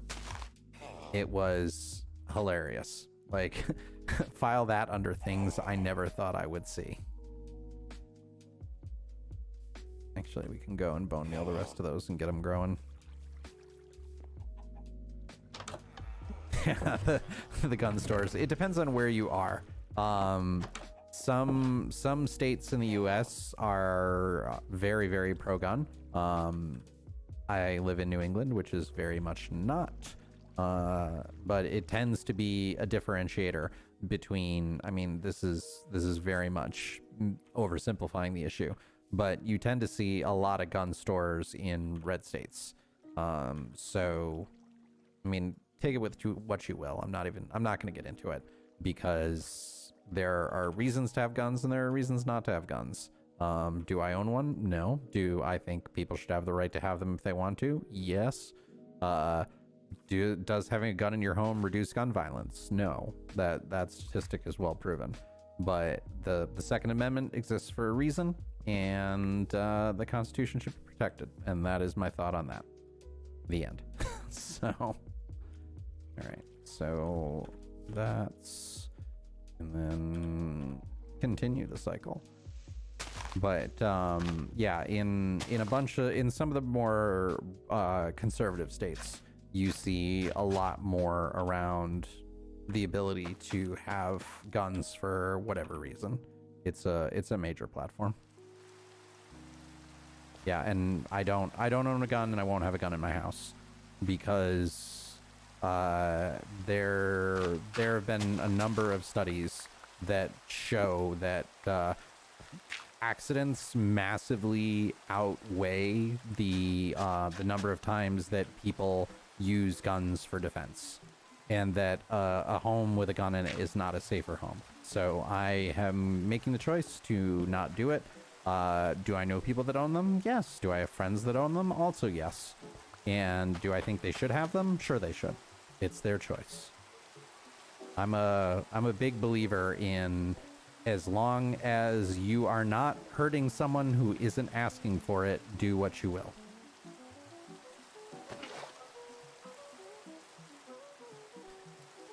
Yeah, well, also, part of the thing in the US is because guns are so common, gun violence is also very common. So it gets down to the point of where it's kind of a vicious cycle. Because if you think you need a gun because there's lots of other people that have guns, then it just becomes an arms race, as opposed to other countries that have much stricter gun control laws and much fewer incidents of gun violence too. So, like, yeah, it's not for me, but like, that's fine if you want to do it. Like, I tell you one thing, I don't think I would ever have one in a household with kids, just because that seems like that's a horrible accident waiting to happen. When I was growing up, my biological father was a part-time police officer. The town I lived in was very small and didn't need a huge amount of full-time police officers, so they had a lot of part-timers. And he had multiple guns in the house, and my mother used to tell a story of where he was walking around and joking and being like, oh yeah, it's no big deal, it's not loaded, see? And he turned the gun to the side of the wall and blew a hole through the wall because his thinking it wasn't loaded, and the not so smart person didn't double check and make sure that the shell, this was a shotgun, and forgot to clear the shell from the chamber. So I almost wasn't here because he's an idiot and has really bad trigger discipline. So that's Hugs' fun story of the night.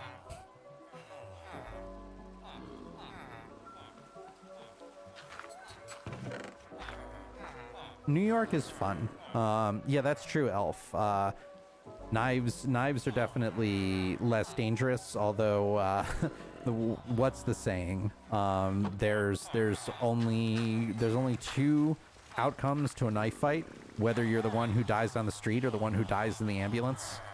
Because, like, knife damage is, say what you will, but if you shoot somebody, they generally either die almost immediately or they'll probably survive, because it's not like you go into shock and everything, but especially ones that have clean entry, clean exit, like, you're probably not going to bleed to death. You get a couple of good stabs and you're almost certainly dead from a knife. Yeah, but yeah, I agree. And Pippet, if you're gonna come to the States, do more than a day, because I mean, one, the trip from Australia is a very, very, very long trip. Somebody that I used to date was from Australia, and I think it took God, what was it? I think it was like 30 hours to get there. So I would highly recommend it. And if you're gonna do, like, I don't know if I would recommend New York as the one place you visit. New York is interesting and it's fun, but it's very crowded and it's very dirty. Every time I go there, I'm amazed at how filthy the city is. And like, if you want to see a really big city with a lot of different options, that's great. But if you're going to New York for a specific purpose, like most of the stuff that's in New York, you can also get in other places that have other things to do too. Like, I'm a big fan of Boston. Boston has a lot, not everything. There's definitely some things you can only get in New York, but Boston as a city is relatively small. It's pretty easy to walk almost the whole city, and it's a pretty city. Like, it's very nice, and you get a lot of the history too. A stabbing of one of the couples. Ugh. Wow. Wow, Elf. That is terrible. Yeah. And I can understand a bit if you get anxiety. Like, what is that? What is the fear of the outside? Agoraphobia? Is that the right one? I can never remember that one. But there also are wonderful, wonderful anti-anxiety medications now that don't have the side effects of being horrendously addictive. So that is always something that you can pursue. And I always, public service announcement, I always encourage people, if you are not being the person that you want to be, and we'll take a minute to pause and have serious double hugs face action going on here. If you aren't living the life that you want to live, if you're not being the person that you want to be right now, then I highly, highly recommend going to see a doctor, because there are fantastic, fantastic medications that can help you become the person you want to be.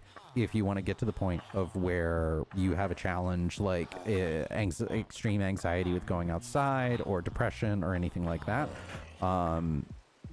mental illness is so stigmatized, where to the point of where so many people can't even talk about it. And I would never, never encourage you to suffer in silence, because it can get better. It 100% can get better.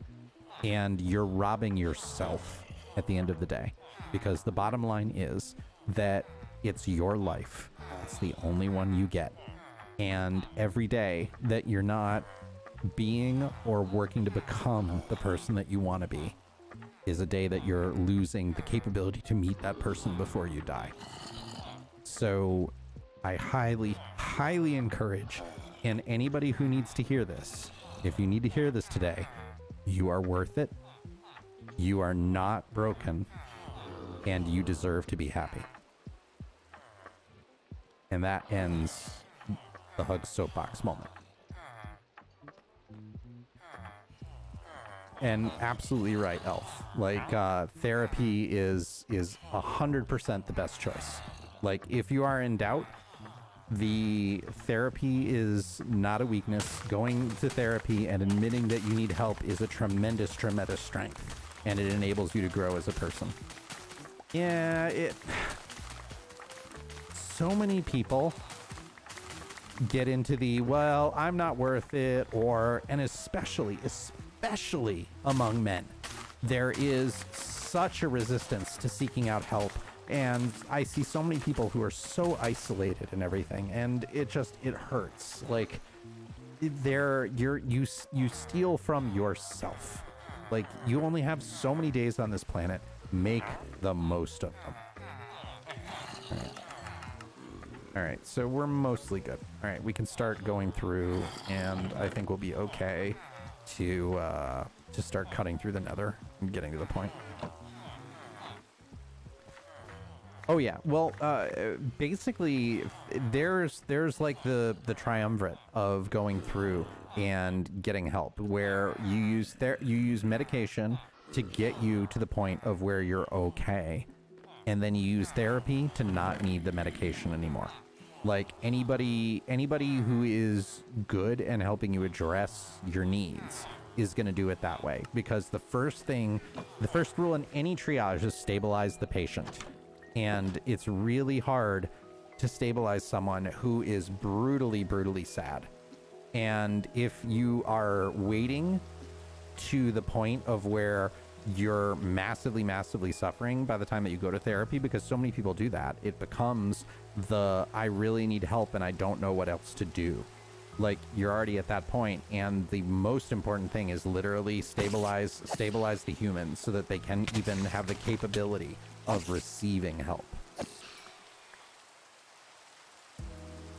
Oh yeah, well, but also therapy, you don't have to be in a horrible situation to go to therapy. Like, therapy can literally just be, I'd like to be better about these things, or I need to talk to a professional about seeing how I can grow. Like, I have a leadership coach that I talk to, and it's very similar to therapy, and I do it specifically to improve my job performance. Like, it literally is like the way to be a more effective leader, or the way to interact better with teammates and such. And this is something that I've done for 6 or 8 months now, and it's super beneficial. But it's basically therapy. Like, a lot of the conversations we have are the same that I've had with therapists in the past. Oh yeah, well, so Pippet, you know I work in security, right? That's what I do for a living. So I am very qualified to talk about and all of that stuff. And yeah, Elf, you definitely talking and being able to process stuff like that is super important. But so many people, finally. So many people cannot even receive help. Like, they have to. The problem is that when you're really sad, your upper functions, just like when you're really angry, your higher brain functions do not and cannot engage. And like, if you've ever been really angry, it's hard to be like, I'm just gonna logically sit here and calm down and think about it. Like, you just go to the lizard brain, and the lizard brain knows how to do only a limited number of things. So a lot of the times when they get people on meds, it's to give that higher brain function a time to be able to come back and re-engage.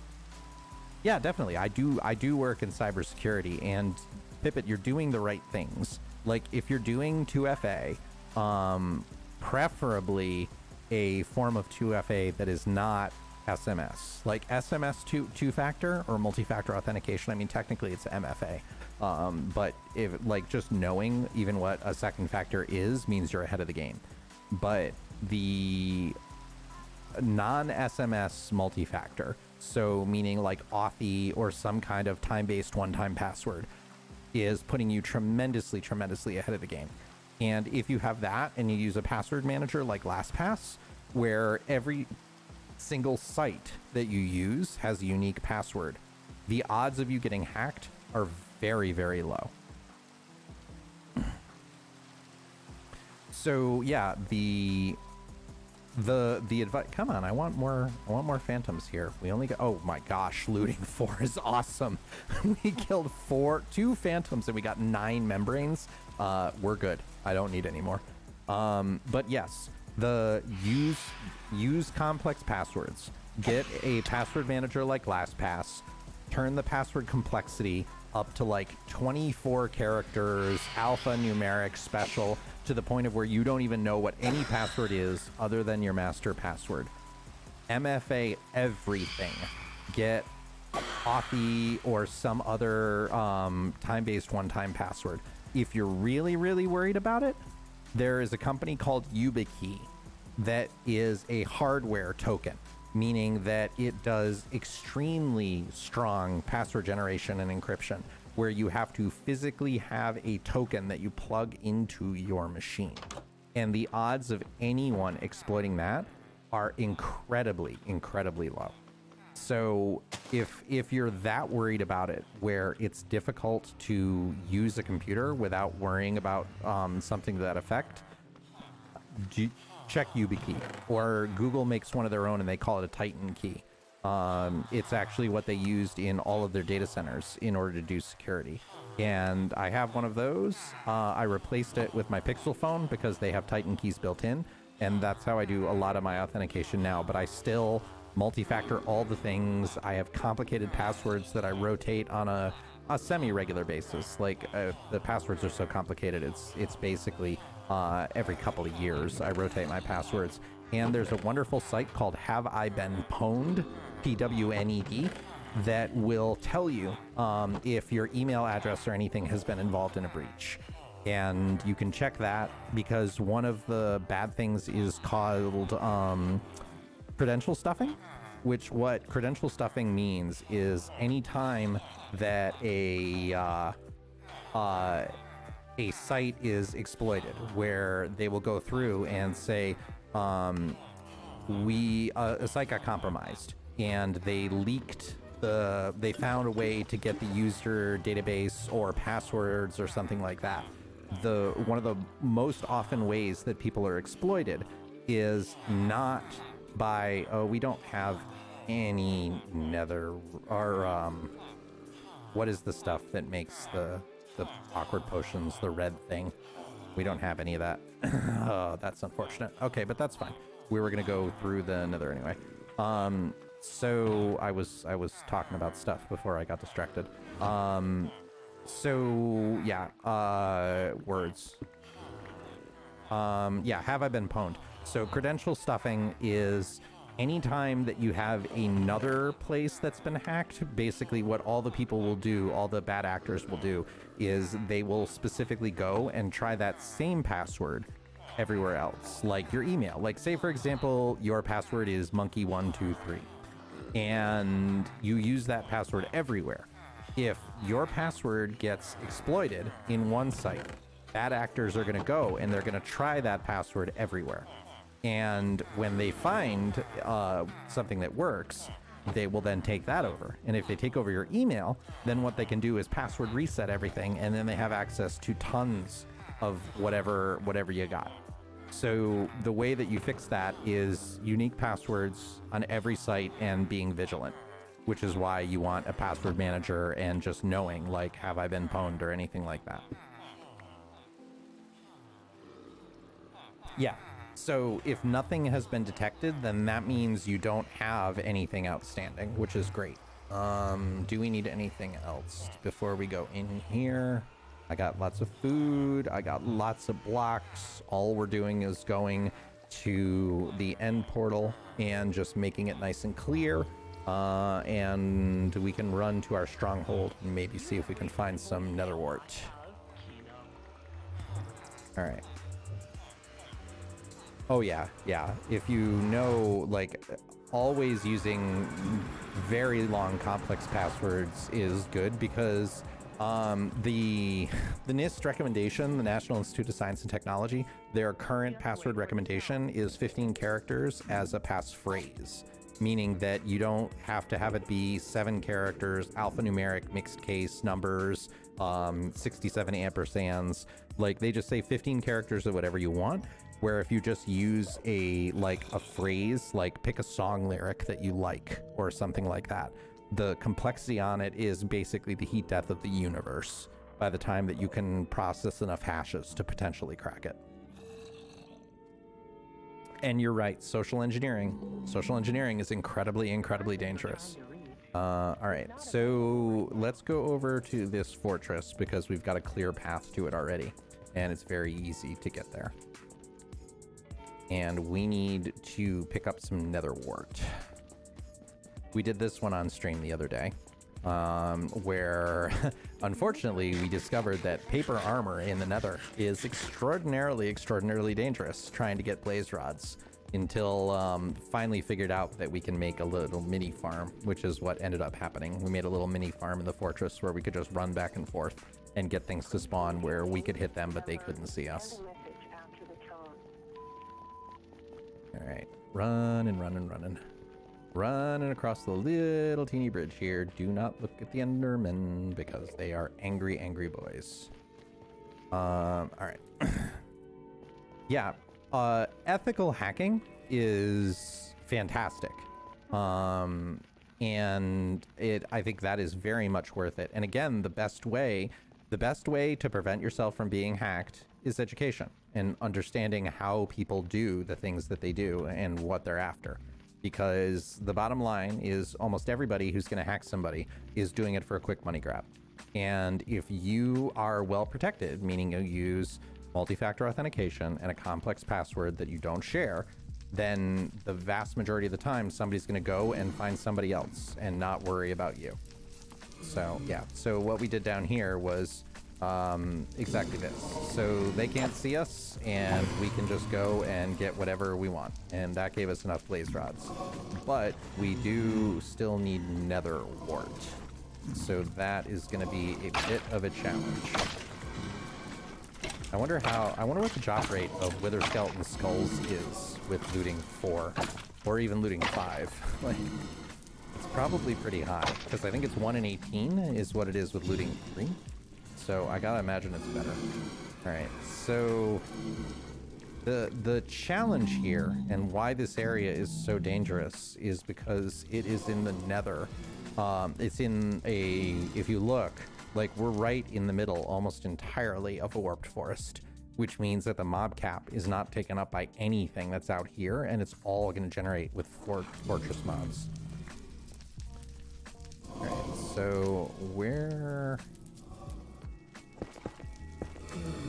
Okay, we just kind of want to cut through here and get to the point of where it is not dangerous because, well, do I care? I don't know if I really care.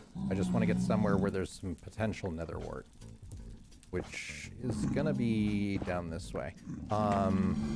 Most companies do hire pen testers, yes. It is considered best practice to a minimum of 1 time a year, specifically outsource to a third party and have them specifically try to penetrate and test your application or your networks or your headquarters or anything like that.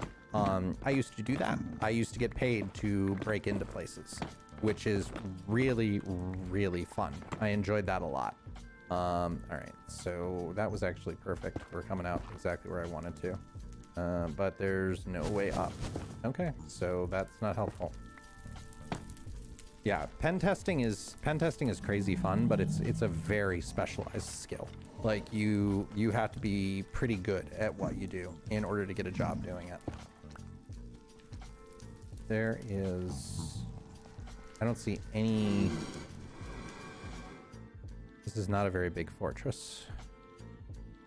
I don't know if we're gonna find anything that has nether wart in here. Like it does, I don't see anything that looks like a wart room, because that one was definitely not. These are all hallways.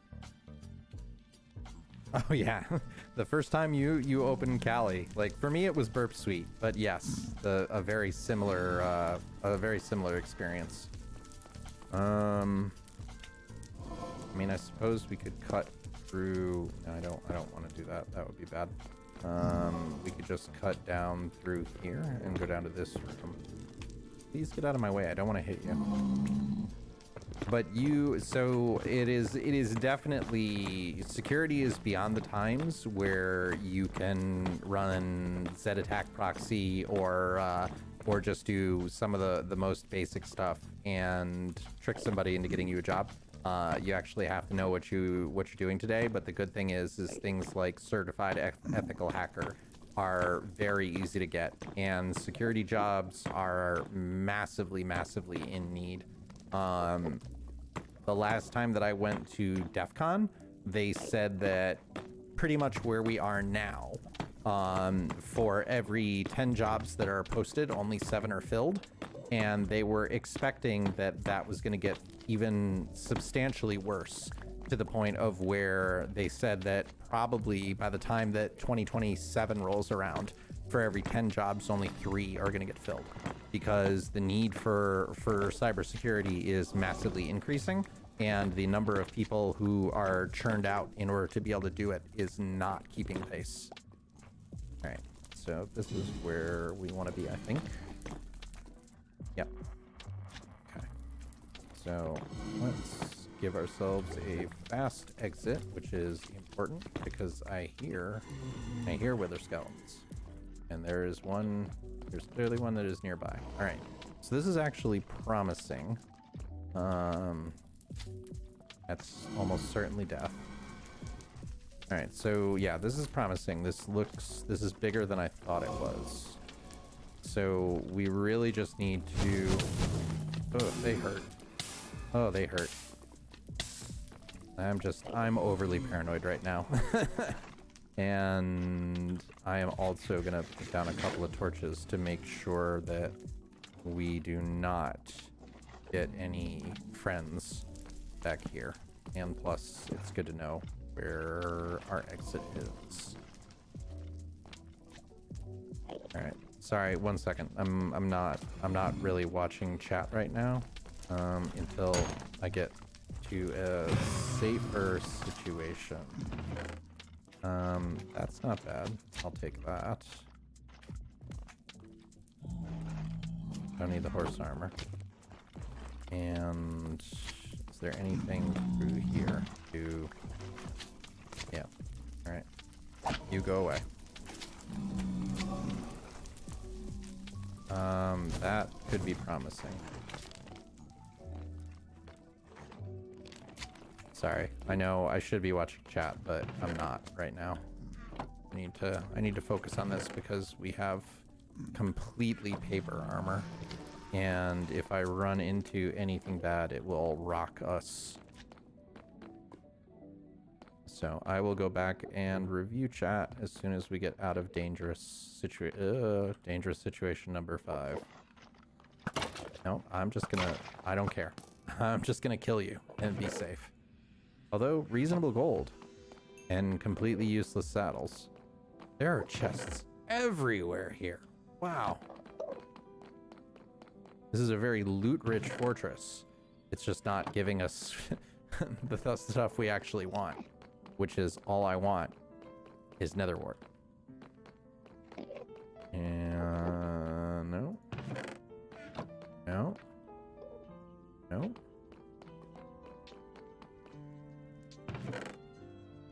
No, I don't really care. And that's where we just were. Alright, so that's pretty much the end of that.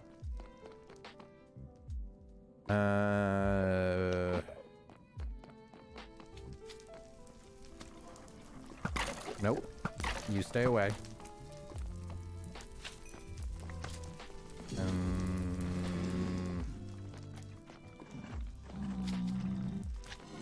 No, we already went there. We already went here. Yeah. I'm not even remote. Whoa, yeah, I forgot they do that, don't they? So nice, we did it thrice.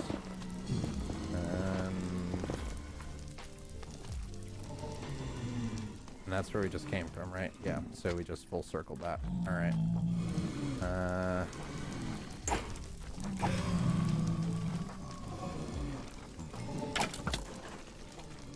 Gotta be careful, don't hit the piglin. Hitting piglin is death.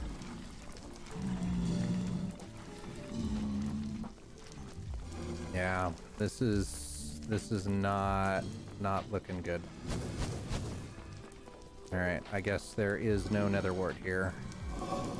And we still haven't quite gone through that yet, so we could do this and see if there's anything over in this hallway. Maybe. Although they're almost never, they're never up at the top. They're always lower rooms. Are you gonna die? What are you gonna do? Oh, I'm not feeling good about this at all. I am feeling, nope. This is bad. This is very, very not good. This is very not good. Running away now. Oh, you're kidding me. Get away.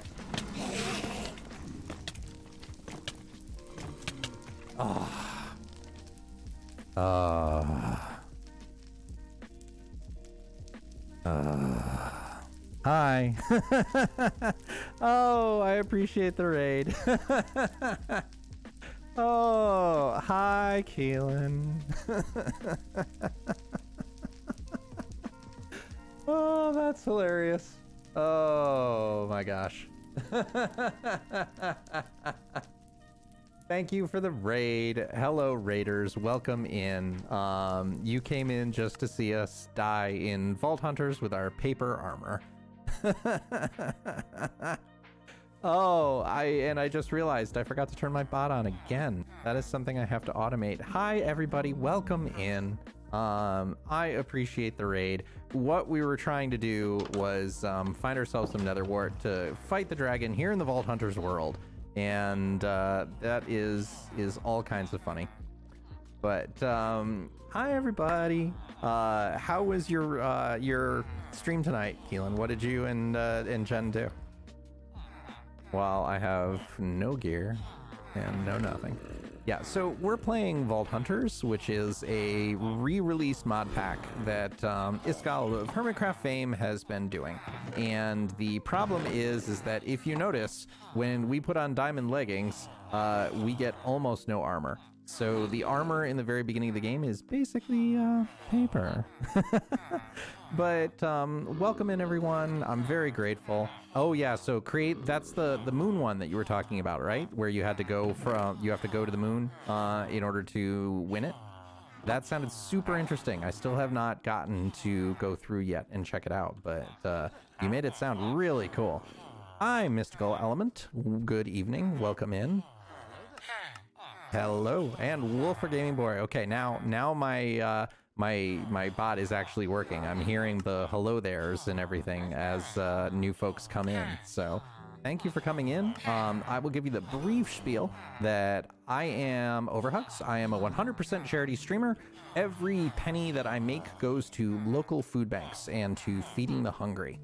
And so that is the mission here of this channel, where we are here trying to make the world a little bit of a better place and provide food for those who need it, especially in times of COVID, when there is a great deal of food scarcity and other things that are threatening various folks during the pandemic.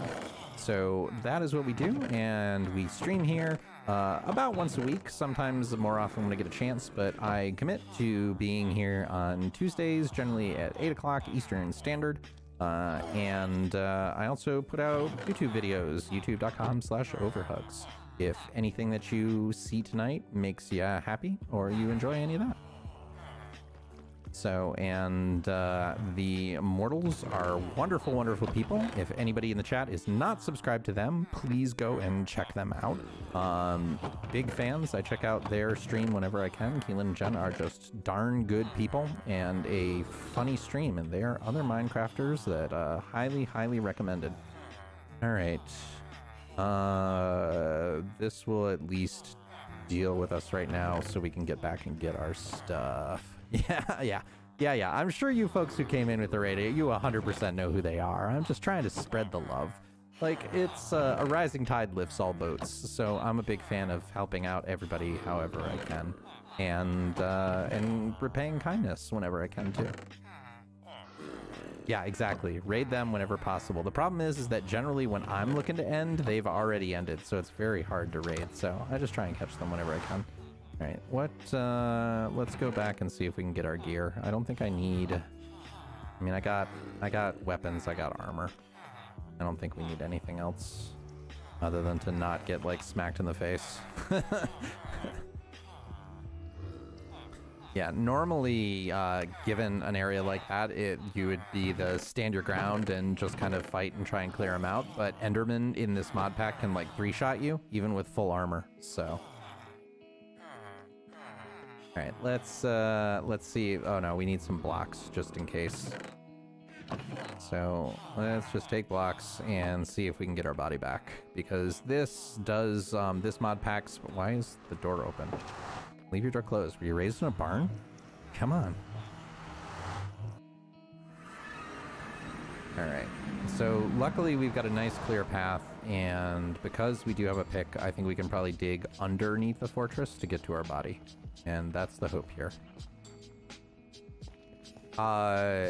Elf. Yeah, the goal that I have is if every time that we get 10 subs, that feeds an entire family for a week. because basically the way that Twitch works is of the $5 sub, I get half of it. So I get about $2.50.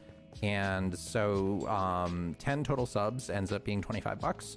And with the food banks that I partner with, they can turn $25 donation into food for an entire family for a week. Because, and this probably goes for your local food banks too, like whenever they're doing charity drives and everything, like canned goods and such, every little bit helps.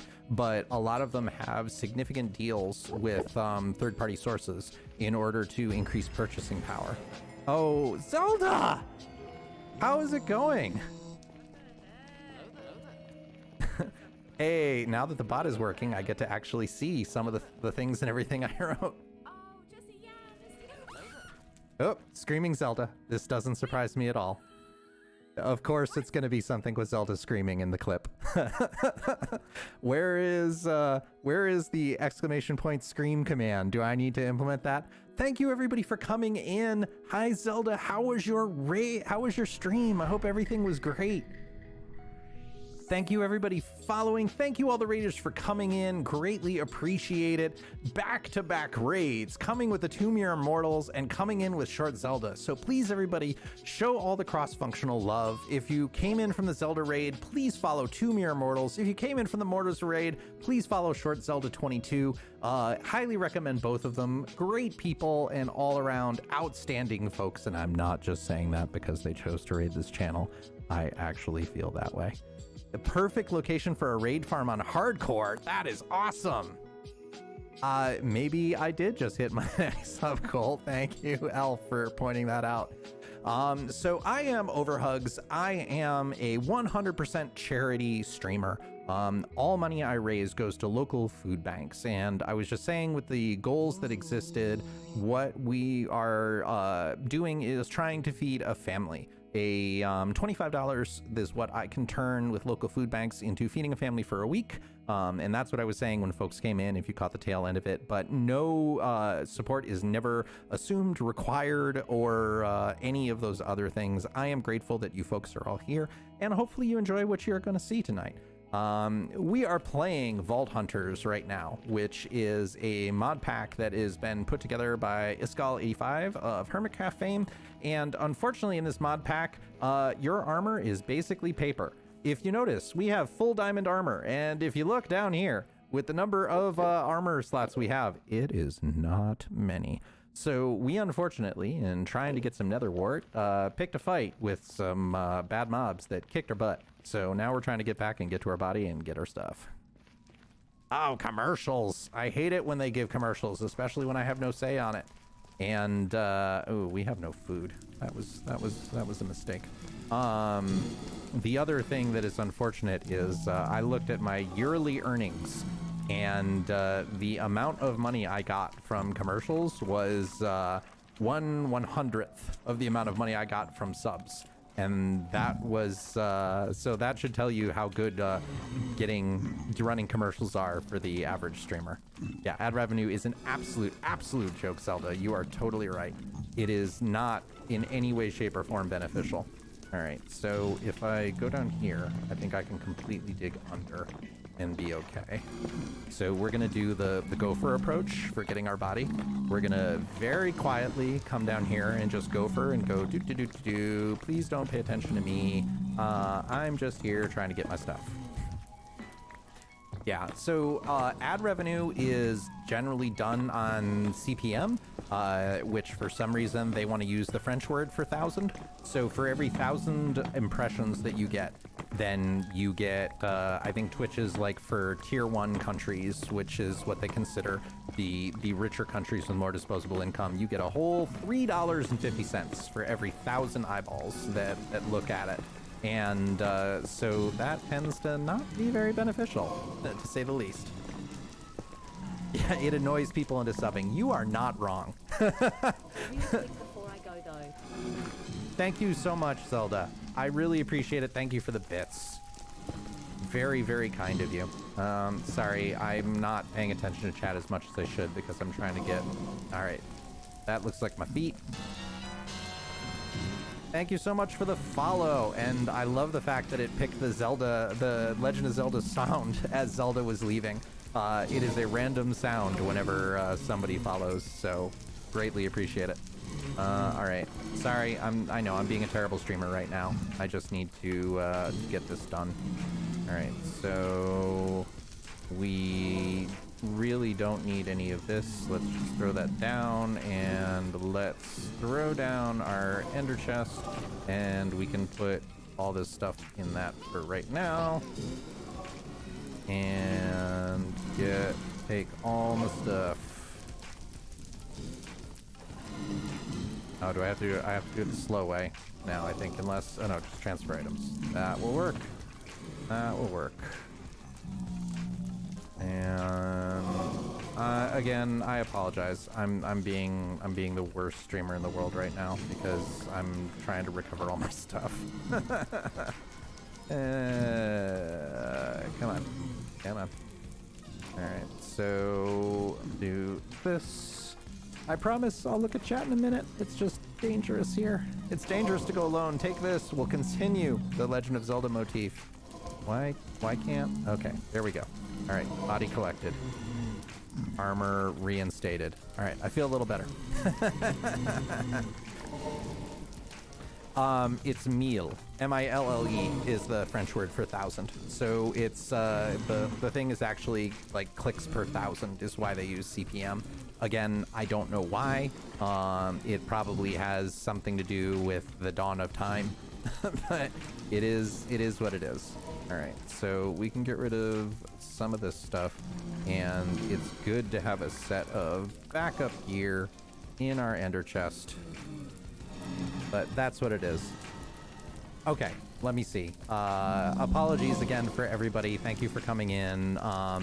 Let me get out of the nether and get back to where we are safe, and then I can more correctly pay attention to chat. Thank you so much for following. What is it? Minex Lover? Minex Lover? Like, where's the syllabic break on that? I want to make sure I'm pronouncing your name correctly. I mean, slaughtering names is a service that I do provide for free here.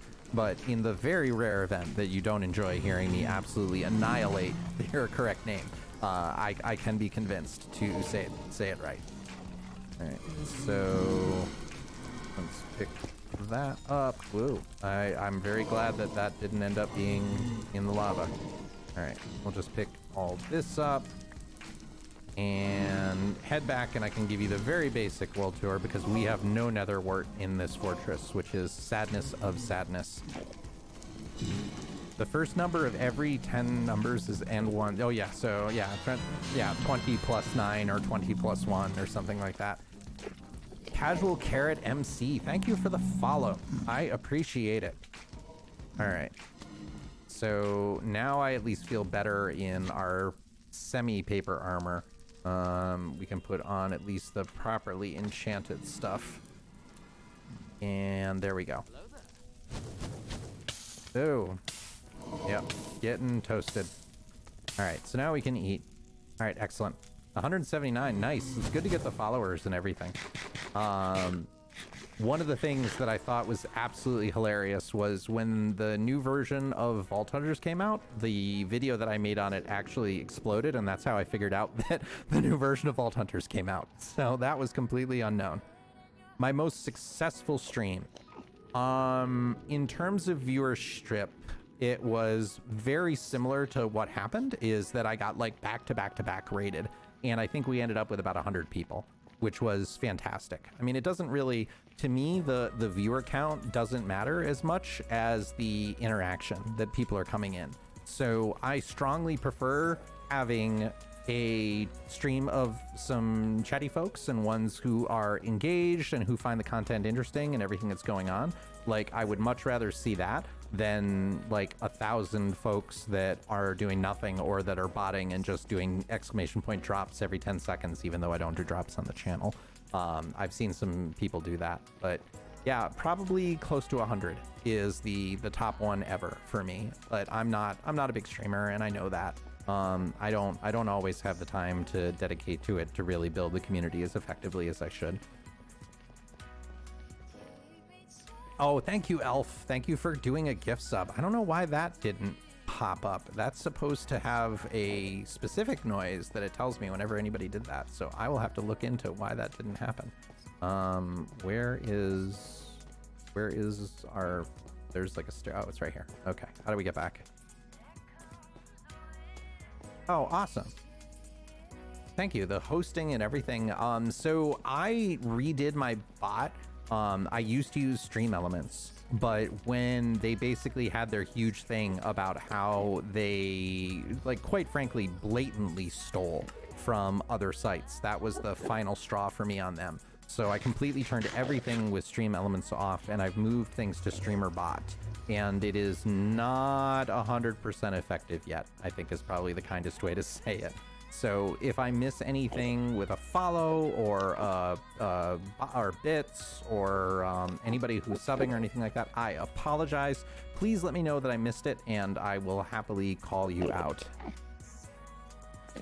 Yeah, but StreamerBot is awesome. For anybody else in here that does stream or is looking to stream or anything like that, it is a wonderful utility. Nutty, who is a really good resource for this kind of stuff, recommends them.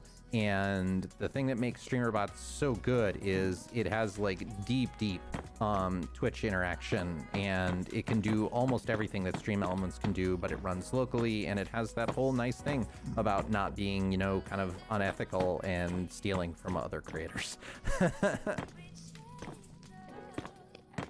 Oh, yes, you're right. Stream Labs. Thank you. Stream Elements is what I replaced my tip functionality with. It was Stream Labs. That is important to call out the right people who are doing the bad things. So thank you, and I appreciate the correction.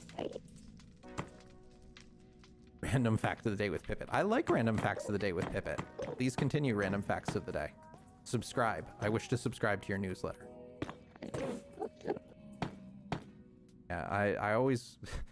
hearing the Endermen take damage always worries me, because there's a concept in Minecraft for some things of shared aggro, where if something takes damage and then you kill it, then sometimes the aggro will be shifted to you.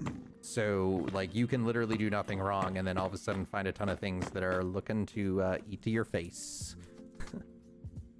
Yes, I apologize for doing the wrong thing, and that would be terrible. Like, all of a sudden, it's like you go from, but I thought only one of the stream things was evil. I thought only one of the things with the extremely confusing names. Wow, they're begging to try, they're trying desperately to get me to look at them, and I don't wanna. So, but that's why we do this, so that it is a non-issue. Yeah, streamer.bot. If you go to that site, it will get you all the information you need. And the thing that's so neat about it is it gives you full configuration. So, like, it can fully control OBS. It can fully control all the interactions. It has plugins with both the stream things if you really continue to want to use them. Your mileage may vary, but I am never one to tell a person what they can and can't do. That is 100% your choice and your decision. But so, for example, all of my Twitch rewards and everything, the channel point rewards, are controlled through streamer.bot. So I can do things like specifically trigger it and trigger OBS scenes and do a whole bunch of stuff. Like, for example, my favorite one is the fireworks one, which is 200 channel points.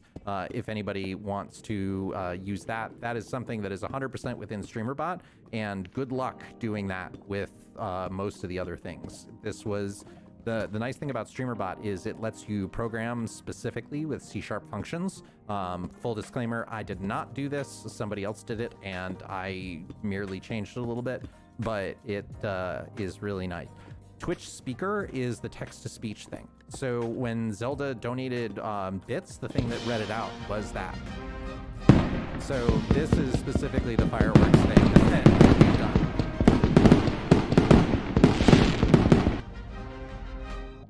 Yeah. So it's enormously powerful and gives you a whole bunch of things that you can do in order to be able to interact with folks and create neat rewards. Like, I ended up playing with this for a couple of hours when I first found out about it, which was due to watching a Nutty stream, which again, highly recommend Nutty. He's a very good resource for this stuff. Yeah.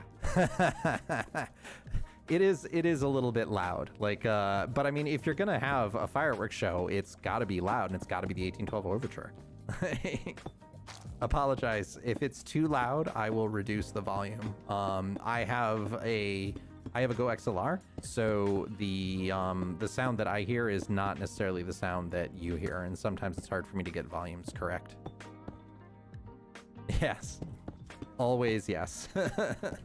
But yeah, there's that one, and like, for example, I have a Dinnerbone and Jeb themes that are also done completely through it with interactions with OBS, where it will do exactly like it would do in Minecraft, where it will flip me around, or it will do the nice Technicolor color changing sheep function and all that good stuff.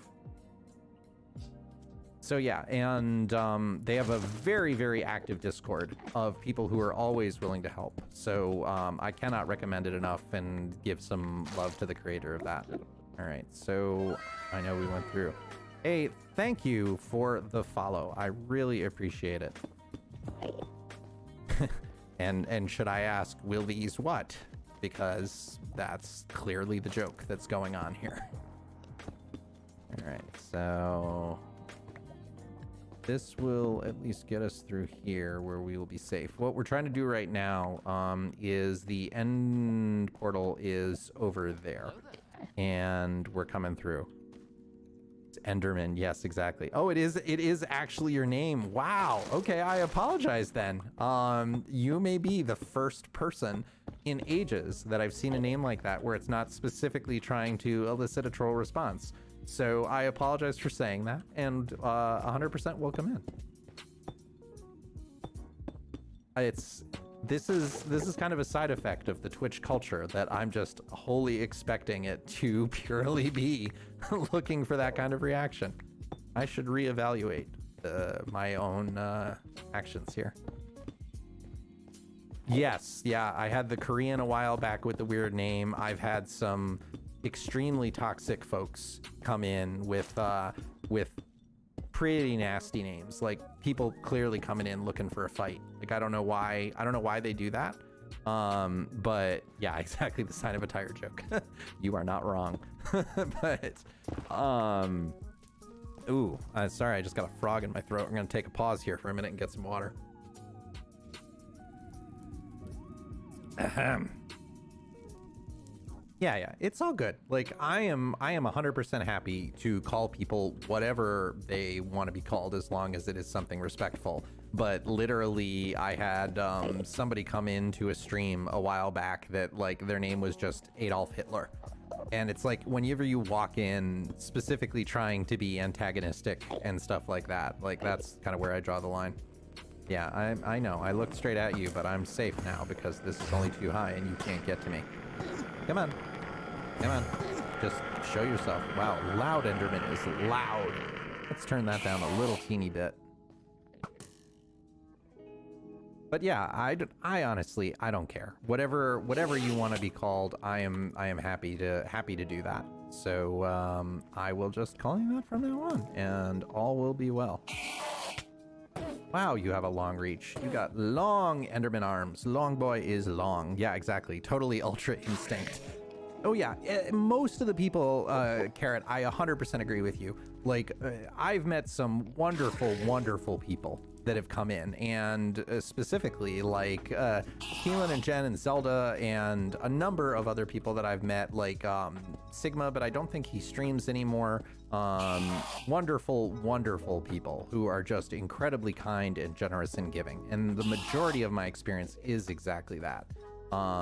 There still are some people who, I don't know, the way I look at it is sometimes negative attention is the only attention that certain people can get. And I always give everybody a second chance. Like, even if you come in being incredibly toxic, like that that person who came in with the Hitler name ended up talking for a bit and changed his name and came back and was part of the stream. So like, I think everybody deserves a second chance. And even if you come in hot like that, like, let's talk about it. Let's figure it out. Allegations with predators? I have not heard about that, Elf. What is going on? Like, that is one thing that is incredibly sad. Like, there's so much negativity going on right now. And when I say it's sad, this is not a comment about how, oh, gee, well, I wonder if that person can be believed, because my policy is to believe people when they say something. So I just say that as the folks who, where it comes out that somebody who you thought was really nice actually wasn't. Like, I'm still dreading the day, especially now that Betty White, rest in peace, has passed, that it's like, finding out that somebody like that was a terrible person, or somebody like Dolly Parton, who is like a living saint on earth, is a terrible person, is like, that would just break me.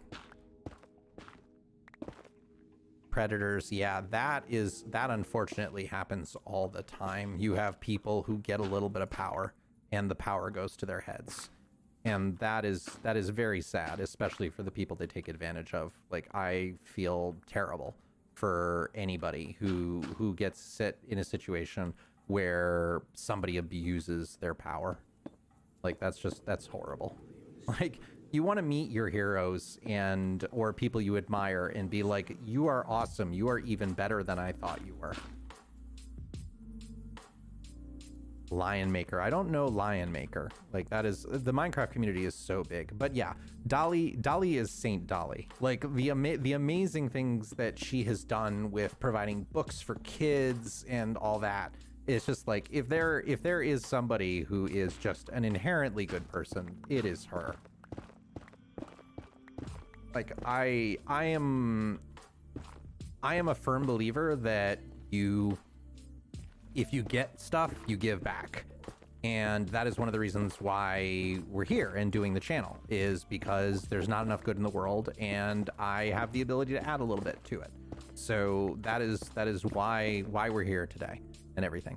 My biggest hero, that is a great question. I don't know. I don't know if I know the answer to that. My gut reaction is probably Mr. Rogers, just because, like, you look at somebody who did so much good to the point of where I kept expecting to hear something terrible about him, and it's never happened. But I mean, the guy did, like, even just the little things that people know about. But there's a huge thing he did with bringing people on his show who were specifically at-risk populations, or people who were discriminated against and everything. Like, there was a whole episode that people didn't even want to show, where he literally sat in a waiting pool with someone who was black during the time of where it was not okay, and there were black pools and white pools, like, just to show people and normalize it. Like, so people who take those risks and everything when they don't have to, when they're in a position of, like, pure safety and they're set for life, and yet they sit there and are like, no, I am not okay with this status quo. I am specifically going to push to make the world a better, more inclusive place where it is good for everyone. So yeah, that is, Mr. Rogers is amazing, and that is probably, if I had to pick one, that is probably who I would pick. Like, because other people have been disappointed. Like, I used to think, like, ooh, Elon Musk seems like he's doing a lot of good in the world. And then the more I learned about Elon Musk, and the more that I learned he is not doing good in the world, that was very disappointing. Because, like, I kind of looked at him as real life Tony Stark. And then a friend of mine worked for SpaceX and is like, oh, but no. And that was disappointing.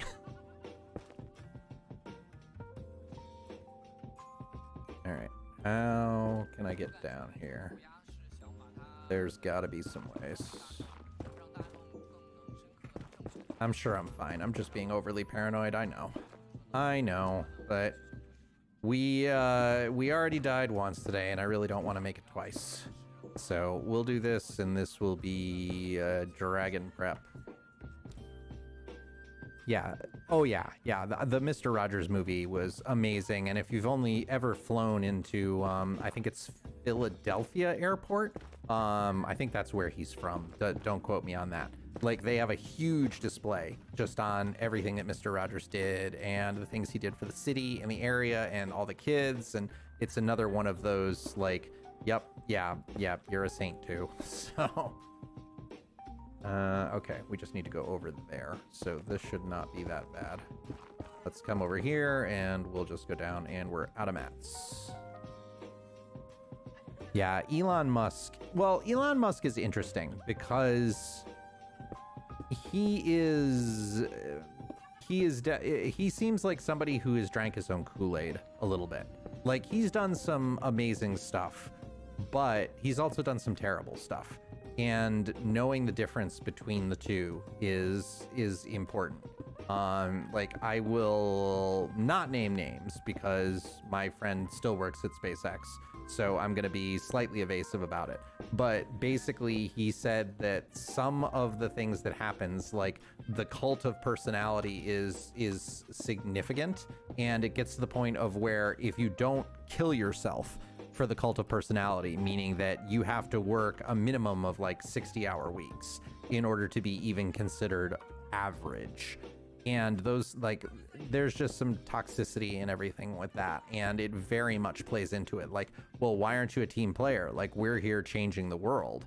And the problem is that who is the person who reaps the most benefits from changing the world? Like, it's great if people work like that and you reward them appropriately.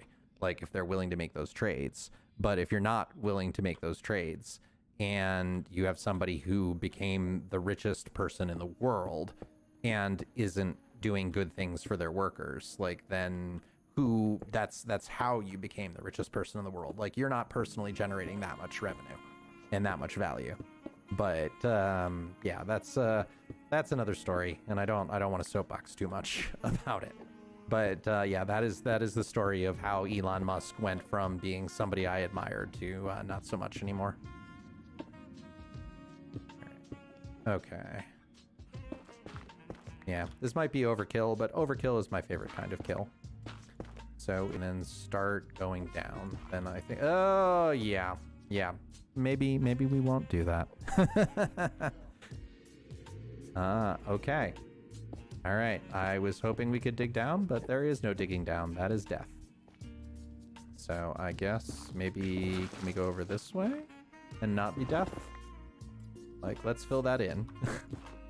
And if we can cut down here to where, how far can we go before we get to the end portal? And it looks like we're running out of road. Where we're going, we don't need roads. Oh yeah, Queer Eye I think is great. Like, I am not the biggest personal fan, just because that's that kind of the show itself is the reason I don't watch it is nothing because of the show. It's just like the stuff like fashion and all that. It's just not my jam. But I love the fact that it is completely normalized and in its own way celebrated. So, like, any time that you have people who are doing that and who are standing up and being like getting people exposure who may not have any exposure to any kind of culture that is not considered mainstream, that is wonderful. Like, I grew up with my uncle on my father's side was the stereotype of flaming gay. Like, 2 snaps up with a twist, flaming gay, and that's just how he acted all the time. And I didn't know there was anything even remotely different about it. I was just like, yeah, that's just how people are. And it was really until I think I was maybe I was maybe 10 or 12 before I found out, like, not everybody acts like that, but by that point it had just been so normalized. It was like, yeah, that's the way it is. That's people act that way. What's weird about that? And I'm very grateful for that upbringing. but I also know people who had no, like I had a friend who grew up in Ohio, who had no experience with anything that wasn't the most white bread of white bread, middle American culture. And when she went to college, she got the very large awakening, because it's like, wait a minute, there are people out there who are different than me. All I've been in is my echo chamber. So I am very grateful for anybody who pushes that. Like, not because I think people need it thrown in their face, but because I think the more you expose people to different attitudes and different beliefs and different cultures and different everything, the stronger people become. Like, diversity is a significant strength, not a weakness. Yeah, culture shock. Exactly right. No, unfortunately, fashion hugs does not exist. I am very much a jeans and sweater kind of guy. So it is fashion is not my forte, and a lot of that is from just never getting into it, or not, honestly, just not caring. Like, I would rather be comfortable than look a specific way. But I do have a small amount of envy for people who just have that inborn fashion sense, or have the ability to do it, or find it fun. Like, I have thought more than once, like when I used to, there have been many times where I've just gone with a friend and been like, you tell me what to buy. I don't care what it is. I put myself completely in your hands. And the best shopping advice I ever got was from gay male friends. And they're like, you should buy this, you should buy this. Like, and yeah, it's a stereotype, and I'm sure not everyone is like that, but the best outfits I ever got were when I went out shopping with the gay male friends. Oh yeah, like everything, it's a skill. I know it's a skill. You are 100% right. There's no inborn, like, oh my gosh, like, you are just so amazing at it, just like nothing is. Everything can be learned, everything can be practiced. I don't care enough to put the time in. Like, could I? Sure. Will I ever? No. Yeah, exactly. And it depends on what's important to you. Like, different things are important to some people. Like, I know people who want to spend a huge amount of the money that they earn on clothes and looking good and such like that, and that's great. Like, if that makes you happy, more power to you. Do whatever brings you joy. All right, we got to go back. I need more netherrack. Oh, that's awesome, Jigset. Like, actually specifically, like, intentionally doing that, and I really like that. I think that's really interesting. Like, anything really that opens people up to other points of view and everything, I think that's awesome.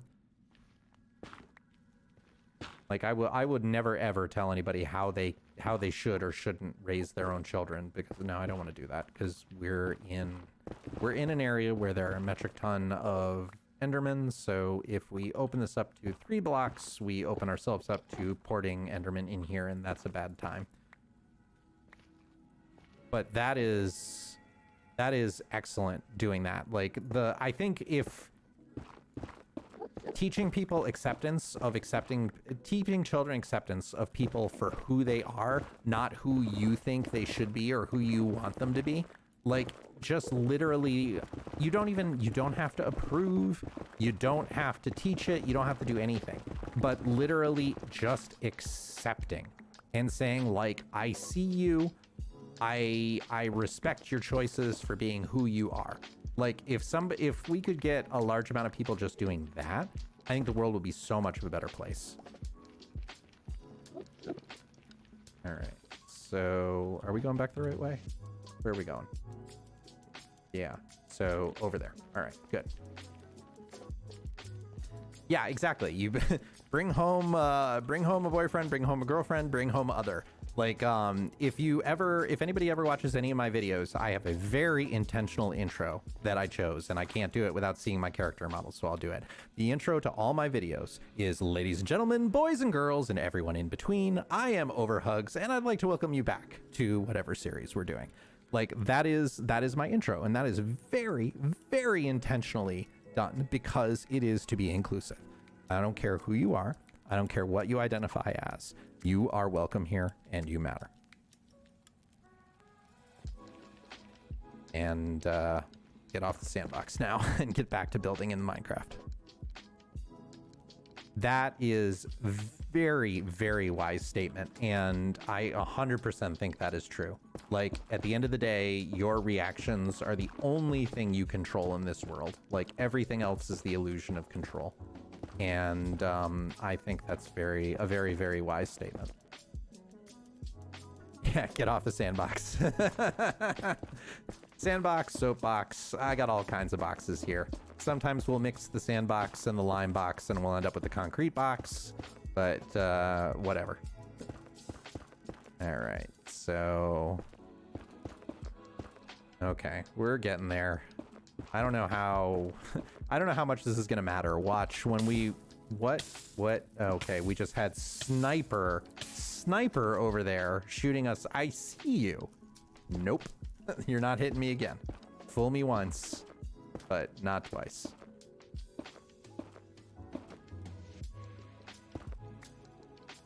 Yeah, well, I don't know. I tend to think positively of people, where I think if you give people the option of doing the right thing, a lot of the time they will. And I think a lot of the times people don't realize like what they do. Like, it's very easy, and if you think about it, like evolutionarily, it is generally beneficial for a human to fear what it doesn't understand, because in the past, the things we didn't understand or didn't know about were actively trying to kill us. So, but the last time I looked, I was not being pursued by a saber-toothed tiger.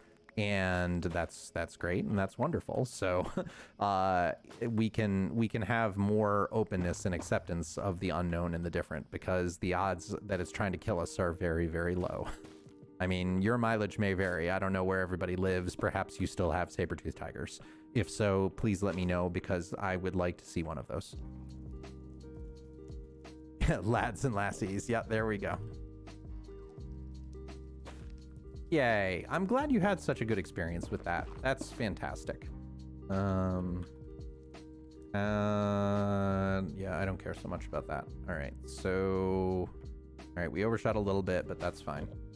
That is 100% fine. And we'll just continue to use this canopy as a natural little tunnel. But yeah, like I was saying, this is probably going to be massive, massive overkill. We will one-shot the dragon, and then we won't have to go here anymore, and I'll lament that we took this long to get there. And I see you, Enderman, trying to, again, come and eat my face. My face is not on the menu.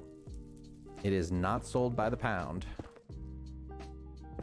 No face eating, please. This is a weird song. Like, I recognize it, but I don't know where I recognize it from. I'm using Pretzel Rocks to do free streaming music, and it comes, sometimes it's very good, and sometimes it's very weird. All right. What time is it for everyone? It is almost midnight for me, which means that I'm probably going to have to call it relatively soon, because unfortunately I have to be up at 6:30 tomorrow. And 6:30 is coming whether I like it or not. But yeah, you are on the other side of the world, so I am amazed that you are still up at 4 o'clock in the morning. 5 a.m., 10 p.m. Jeez. Yeah. All right, we're just about good here. I think we'll get to the end. We'll make sure the portal is all good, and then next stream will be Dragon Run. Dragon Run, Dragon Run. Yep, I hear you. I hear you. I know you're doing bad stuff. The nice thing, at least with the armor being so bad, is there is a definitive sense of danger. Like, one of the things that I definitely found not as interesting about Minecraft is that once you get to a certain level, like, basically nothing is a threat anymore. and it definitely takes away a little bit from the experience. Like, I will never play hardcore because way too many times I die and there's literally nothing I could have done. Like, even in this world, like I went through a portal and I just died. Like, a creeper just killed me. And times where it's like, okay, I'm in a cave and the creeper falls down and it's already hissing before it hits the ground, and it hits the ground and immediately explodes. All right. What can I do? All right, we're just gonna do this because right now I just want blocks. I just want to finish this. Want to be done. Want to be done. Yeah, you can't come up here. You are not invited. You and your little cubey self can stay down there. Like, you are welcome to do whatever you want down there. This is my tunnel. And my tunnel is not allowed for people who wish me harm. It is a safe space. All right, so I just need to get over there. So we're doing okay.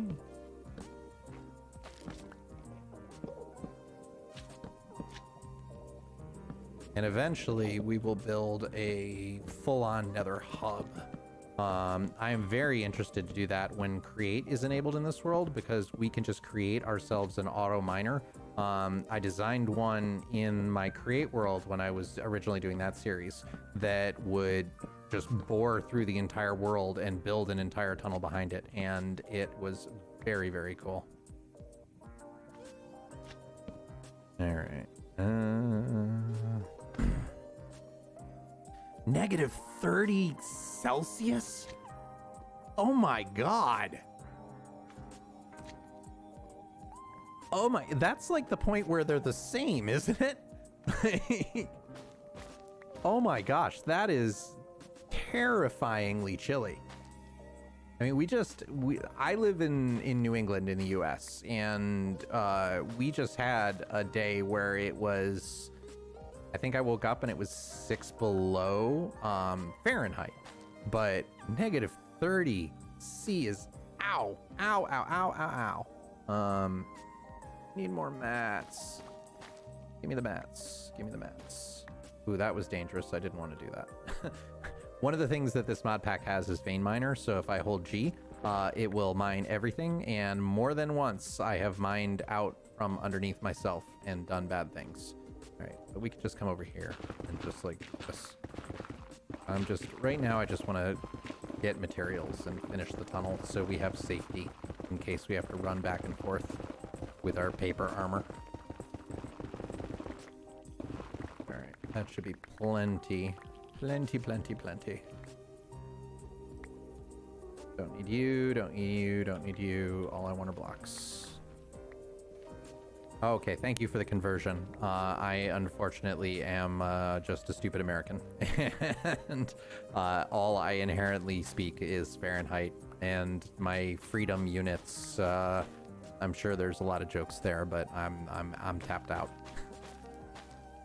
Like, I would much rather have a system that makes pure sense and is easily convertible, where I can figure out that like a degree is the amount to change a very predictable measure of liquid to one calorie. Ooh, yay, portal's right there. But instead, the US unfortunately does not want to do that, and all we get is weird metrics, and I have to buy cars where I have to figure out how many furlongs per hogshead I get. Barrels of oil per trucks, yeah. Okay, and we're done. We have succeeded in making our tunnel. Huzzah! Yay, and celebration. One thing I do want to talk about is, because this was dear, and I think this is going to be potentially dear to you, Pippet, if I remember correctly, but Microsoft is buying Activision Blizzard. I saw that today, and that was a very interesting piece of news, with all the stuff that's been going on with Blizzard lately, with sexual harassment and their lawsuits and all that stuff. Okay, good night, Carrot. Thanks for coming in. I appreciate that you stuck around after the raid, and thank you for the great conversation. But yeah, so Microsoft is buying Activision Blizzard, and the first message I saw, which was then deleted, was that apparently Bobby Kotick is going bye-bye, which, given all of the issues that Activision Blizzard has had recently, I think this is super interesting. Oh, they're gonna keep him? Oh, I really hope they don't. Like, I wasn't expecting them to get rid of him, but that would get me playing Blizzard games again. If they, because I quit 100% once all of, like, and I loved Warcraft and I loved Overwatch. I have the orc statue, which should tell you exactly how much that I love. Wow. That is hilarious that we got that many Endermen coming in. All right, so we're good. Now we should have a nice clear path all the way through. But yeah, so the rumor that I heard was that one of the people who broke it before the news actually went through, and then since deleted the tweet they put up, was that they broke news that they were going to buy them before it was announced, and they specifically said that Bobby was out. Like, that there was going to be a transition period, but he was not going to be in the Xbox gaming leadership team, which is a significant team because they've been trying to build this up for quite a while. But again, a rumor, lies, damn lies, and statistics. But yeah, good night. Good night. By all means, if it's late for you, do not feel like you got to hang out. Like, I'll talk all night. That's what I'm here for. But yeah, so I heard that he was gone, and if he is gone, and that is true, that would get me playing Blizzard games again, because until they hold someone in actual leadership accountable for what happened, I don't feel comfortable playing Blizzard games, even though, like I said, I love Blizzard games. I have the orc statue for World of Warcraft for being a 10-year subscriber. Overwatch was probably my second most played game after Minecraft. So I love the stuff, but it was just ethics. Like, I couldn't ethically play the game with all the stuff that was going on with them. So I uninstalled 100% of my Blizzard stuff, which kind of hurt. It's like one of those things where you can have ethics or you can play the game, and I couldn't make it work. Like, I couldn't figure out a way to say, can I ethically continue to play? And the answer was no. Yeah. Good night, Jinx. Like, do you prefer Jinx or Jinxette or whatever? Like, I'm just glad you came in here. Thank you. Have a wonderful evening. Yeah. Microsoft does own Hearthstone. Microsoft, yeah. Haha. Okay. Thank you, Jinx. I will call you that going forward. Thanks for coming in, and I hope to see you again. All right. There are so many Endermen. Like, okay, I don't think I care beyond that. Let's open it up this way so that we know we can come down, and that will be good. And there we go. Okay, yeah, every time I hear the damage. All right. I think I'm going to call it 2 because it's now after midnight, and at this point I'm going to get about 6 hours of sleep before I have to be awake, and I need to be functional tomorrow. So let's go in here. Yeah, there's a level to it because, like, I think it's unreasonable to attempt to have people being aware of every single thing and understanding the ethical nature of it.